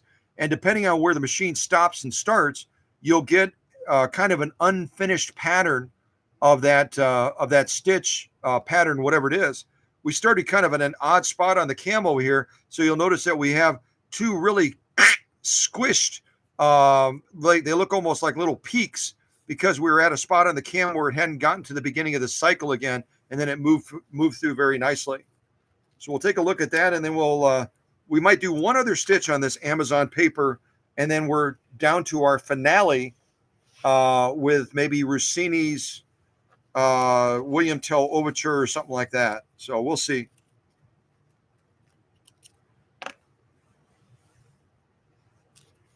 All right, let me do one more stitch, and then we'll look at both of these at the same time.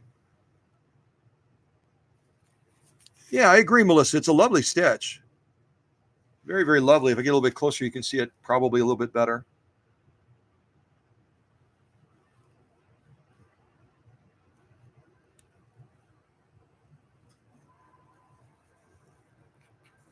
See, if you start at the wrong spot on the cam stack, that's kind of the result you get right there, where it hasn't quite cycled around all the way.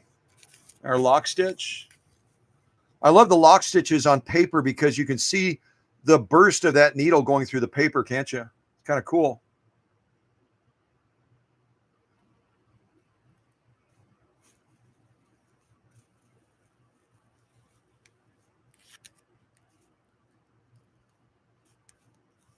Very, very cool. All right, let's do one other stitch on this, and then we'll move into our finale. Because we've been rolling about 3 hours and 10 minutes. I know it doesn't seem like we've been together that long because our time goes so fast together. We enjoy being in each other's company and sharing with each other and learning from each other and just celebrating vintage sewing machines. The time just goes boom. And all of a sudden we're at 3 hours. So we're almost done. We're almost done. I'm going to give that little thread a clip. We're almost done, and this will be our second to the last sew off here. And I think I'll do a shell thing if that's okay. I think I'm going to do a shell stitch next to this blind hem that Melissa picked, and we'll see what we think of that one. I know we've done that stitch a lot, but it really is a super cool stitch.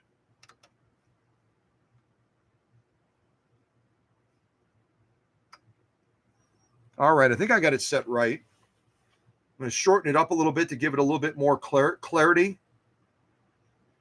Remember, when you're doing certain stitches, if you shorten them, you're going to get a beautiful clarity of that stitch. Other ones, you might go a little bit too short, and it takes away the clarity. We just did that recently. Which one was it? Give me a second. Yeah, we did that recently on the fleece material. The fleece material, I'd set the stitch length at 0.3. That was a mistake because of you're basically sewing like a cotton ball product, and it shifts and pitches a little bit. I should have made it longer, and it would have been a better looking stitch. So if I do that Richter scale type stitch again, number 5, I'll make it a little bit longer. Probably closer to 0.5 instead of 0.3. So you got to find that stitch balance. Some stitches look great when they're really short and they're kind of compact. Others, you kind of lose the definition by doing that. So you'll find what works for you and then go from there. All right, so let's do that the shell type stitch now, and then we'll be down to our finale with probably the William Tell Overture and the Italian leather. All right. All right, here we go. Let's give this a go.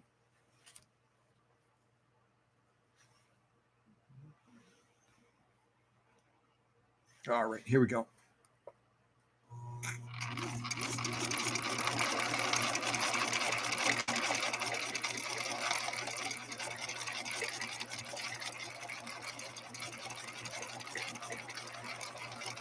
I'm hoping I didn't go too short.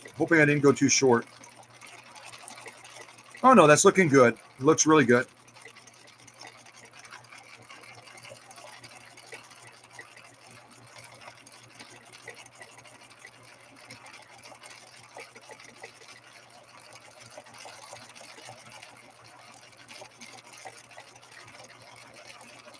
All right, let's finish off this last little strip right here. We'll finish off this last little strip with the slow gear.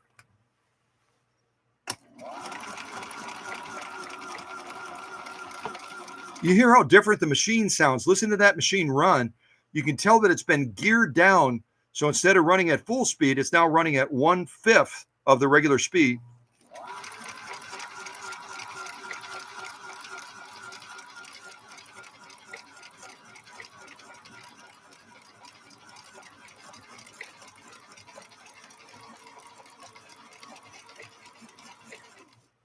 And again, before you try to turn the balance wheel, when you're using the slow gear on Swedish Beauties, always push that bobbin winder back in that you pulled out to activate the slow gear, and then the balance wheel will move very freely.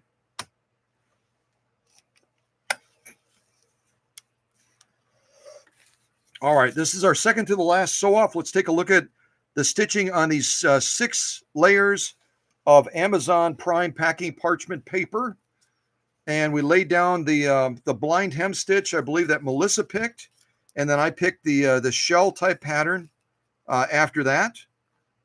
And yeah, I think you'll be impressed, and you'll also be intrigued. You'll be intrigued by the idea of sewing on paper. I've talked about this multiple times. Sewing on paper is just fun. It's fun. It's sexy. It's beautiful.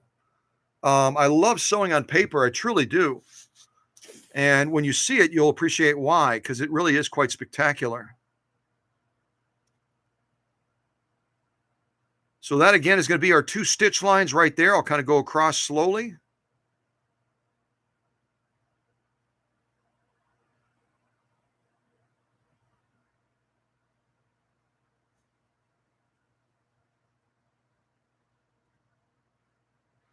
And I don't know if there is maybe Jenny can help us look into it, but maybe, I don't know if there's a preferred needle to use on paper. We're using a leather needle right now on paper. There may be a better choice. There may be a better choice for that. And it's kind of fun. You can kind of put your finger behind the stitching. You can see where the holes are coming through, and you can see where I'm blocking the light. Look at the 3rd stitch over, and I'll kind of block it. Ooh, the light's not coming through anymore. Look at it like this as well.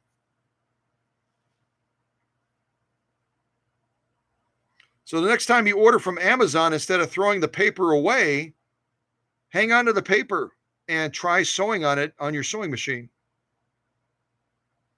It really creates some beautiful things.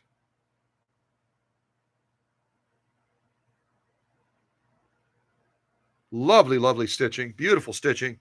So that's our top stitching through 6 layers of Amazon Prime packing parchment paper. Peter Piper picked a peck of peppered pickles. I can't do it. I got to go back to nursery rhymes in elementary school, I think. Yeah. Woo, woo, woo, woo, woo, woo, woo, woo. Yeah.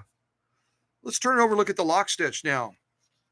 Get nice and close. You can look at those holes coming through from the needles, from the needle passing through the paper.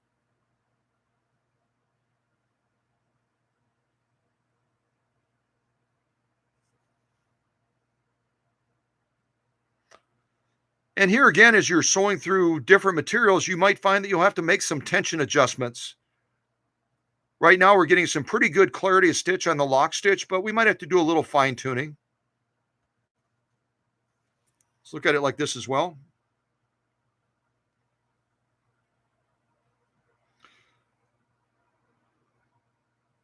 Beautiful, beautiful stitching. Whoops. Lost my grip on it there. Yeah, so beautiful lock stitching, really quite lovely. Plus, it's a lot of fun. Top stitching is really cool because you can really see the clarity of that stitching nicely. And we sewed through Amazon Prime packing parchment paper, 6 layers of it. So I'm going to throw that in the pile. And we're now down to our last sew off. our last sew off on this model 3230 that belongs to Christy from St. Paul, Minnesota. Yeah, I'm going to get this Italian leather into place. And the only thing I'm going to have to decide now is how much bobbin thread do I have left? Ha! I don't know how much bobbin thread I have left. Hopefully I have enough. If I don't have enough, we'll make some really pretty holes in the Italian leather, but hopefully I do. So I think as we go around this Italian leather, we've got a choice, don't we? We could do, I'm leaning towards doing a 3-point zigzag. Leaning towards doing a 3-point zigzag. Thinking about it.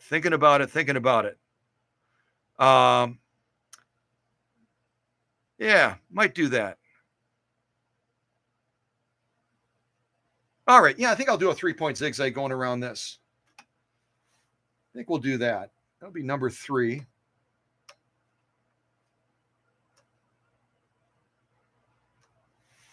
Do number 3. We're going to make it fairly tight. Let's see here. Probably about points. I'm going to do 0.75. I'm going to do 0.75 on this 3-point zigzag just so that we are not sewing for an hour trying to fill up this space. And I'll put on, see if I can find William Tell Overture. That's what I meant to say. William Tell Overture. And we'll wrap up this live stream with that particular song. Let's see here.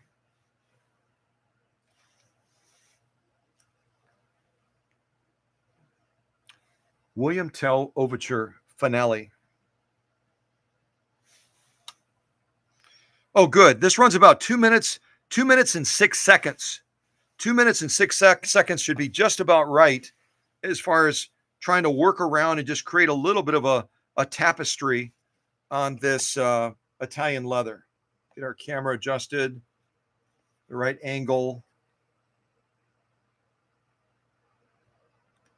Should be pretty good right there, I think. All right, let me get this set up. I'll get a quick drink of soda, and then we will wrap up this live stream. Remember, again, Tuesday, we're going to be doing a mystery unboxing of a machine that just arrived from Indiana, from Deb. And we'll be going through that process of unboxing that machine. It's only the second machine that's come to the temporary workshop. The other one was the machine that Emma sent for her friend from Florida. So, and that's okay, because I'm getting a lot of folks that are needing service in the Twin Cities, and they don't have to ship. I can just meet them and pick the machine up, which is really nice. Because packing is a process, isn't it? All right, let me get a drink of soda, and we will get this rolling. I only have 2 minutes and 6 seconds to try to buzz around. I'll do my best. We'll see how I do. Yeah. See how I do. I'm adjusting the stitch length even longer to 1, so I don't have to sew as long. All right, here we go. Final William Tell Overture Finale. And this was recommended by Teresa's Tim and Teresa from Thorpe, Wisconsin. They said, "You're always playing the 1812 Overture. It's great. Love it. It's wonderful. But what about the William Tell Overture? Can you play that once in a while, please?" Sure, why not? I think that sounds great. All right, here we go. William Tell Overture. I'm going to have to get into position. I'm going to shut off the heater because I know I'm going to probably get pretty warm doing this. It's a little bit of a workout to try to keep up with the machine without sewing over your fingers. Okay. Here we go. The William Tell Overture Finale. 2 minutes and 6 seconds. Keep your fingers crossed. This should be interesting.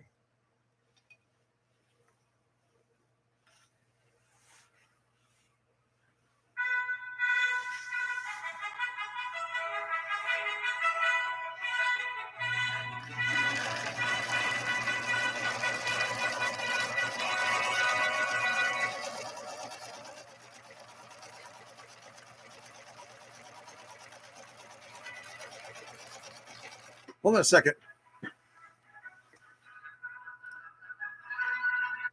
I'm going to put the microphone right down by the music.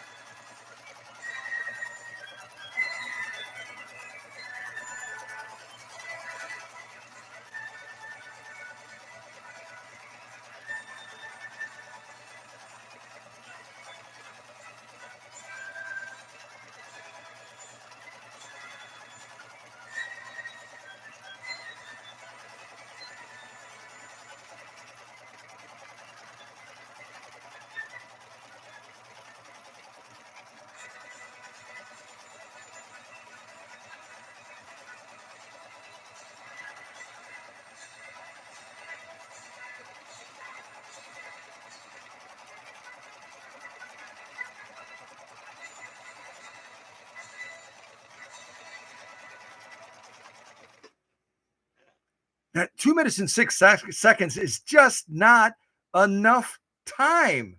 It's not enough time with a piece of leather this size. It's just not enough time. So that's the thing I like about the 1812 Overture. Let me see if I can pull that up real quick. I got to finish this, you guys. I got to finish this. And I'm also going to change from a 3-point zigzag to a different stitch so I can go around a little bit faster and have fun with it. Hold on a second. I got to do this. Got to do it right. 1812 Overture.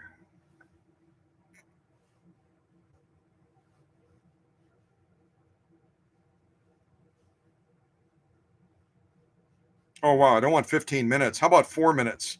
4 minutes makes more sense. I do not want to do 15 minutes. 4 minutes and 8 seconds. That sounds good. Let's do that one. 4 minutes and 8 seconds. This starts out really slow, really, really slow to give me a chance to change stitches. Needles out of the material. All right, let's go to a straight stitch.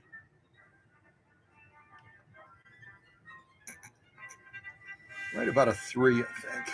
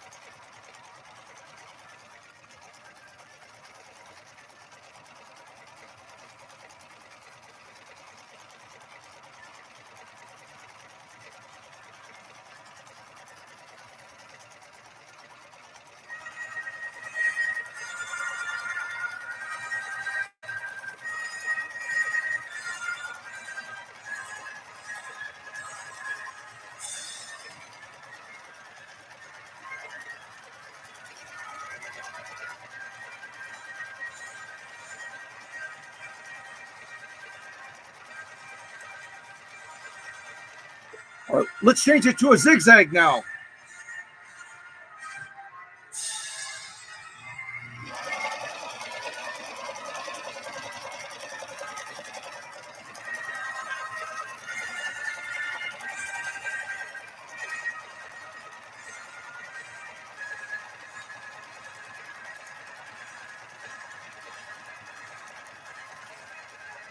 Back to a straight stitch.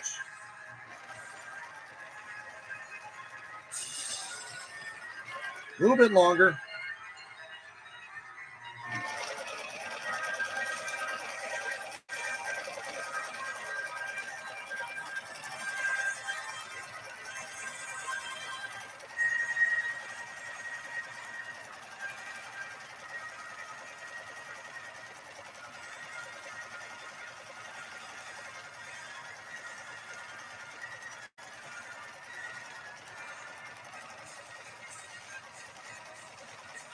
Pattern stitch.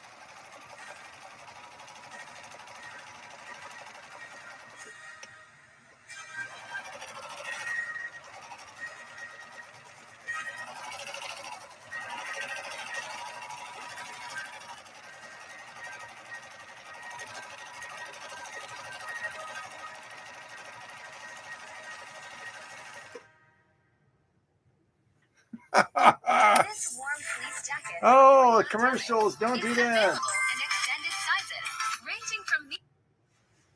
Well, that's a little bit of fun. I switched between several different patterns just as a final finale fun thing, starting with the William Tell Overture, going into the 1812 Overture, and just kind of goofing around, having fun. So that's okay. I think we're almost out of bobbin thread. I'm feeling the pull on there like it's almost out. But why do we do this? It's not to empty a bobbin. It's not to empty a bobbin. It's to try to demonstrate the versatility and the fun that you can get from a sewing machine, going through a variety of different stitches on a product that can be displayed. I even started to do a little bit of a shell pattern around the edges, but I kind of ran out of time going around the edges, and it was a little bit too long as well. But it's fun to do it. It's fun to demonstrate that you can do something that doesn't really have a specific purpose other than you're just having fun and enjoyment. It's something that a child would enjoy doing, and to be able to fall in love with sewing, fall in love with sewing. Yeah. So that's our lock stitching right there. Our top stitching. Not quite as cool as some of the ones I've made, but it is fun. So a quick capstone of what we covered.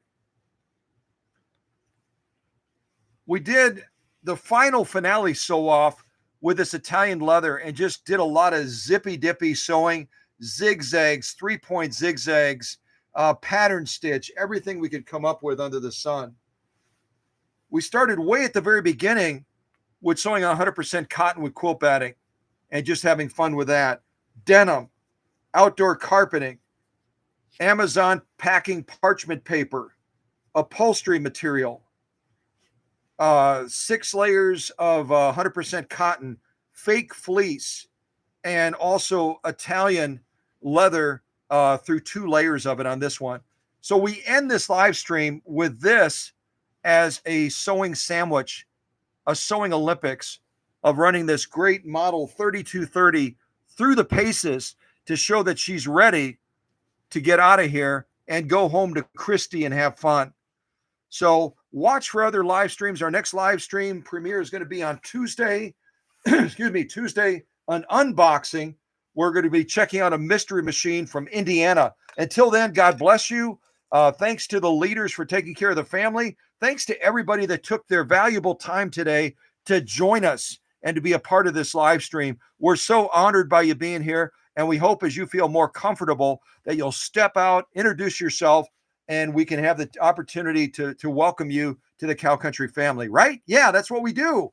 All right, a little bit of music to wrap us up as everyone says goodbye. We'll see you on Tuesday. See you on Tuesday once I get back to the music somewhere. Let's see, what do we got? Okay, we'll end it with Royal Classical music as well, the way we started.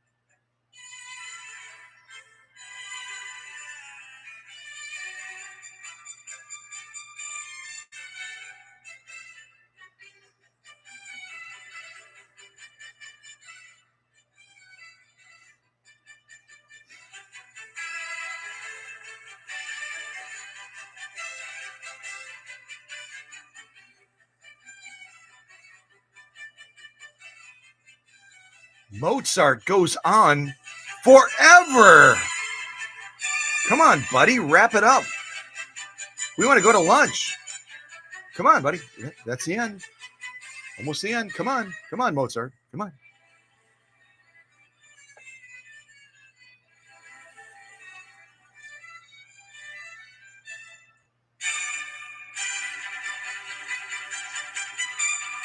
Yeah.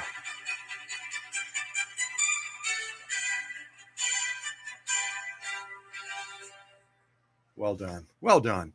We'll see you on Tuesday, everybody. God bless. Take care.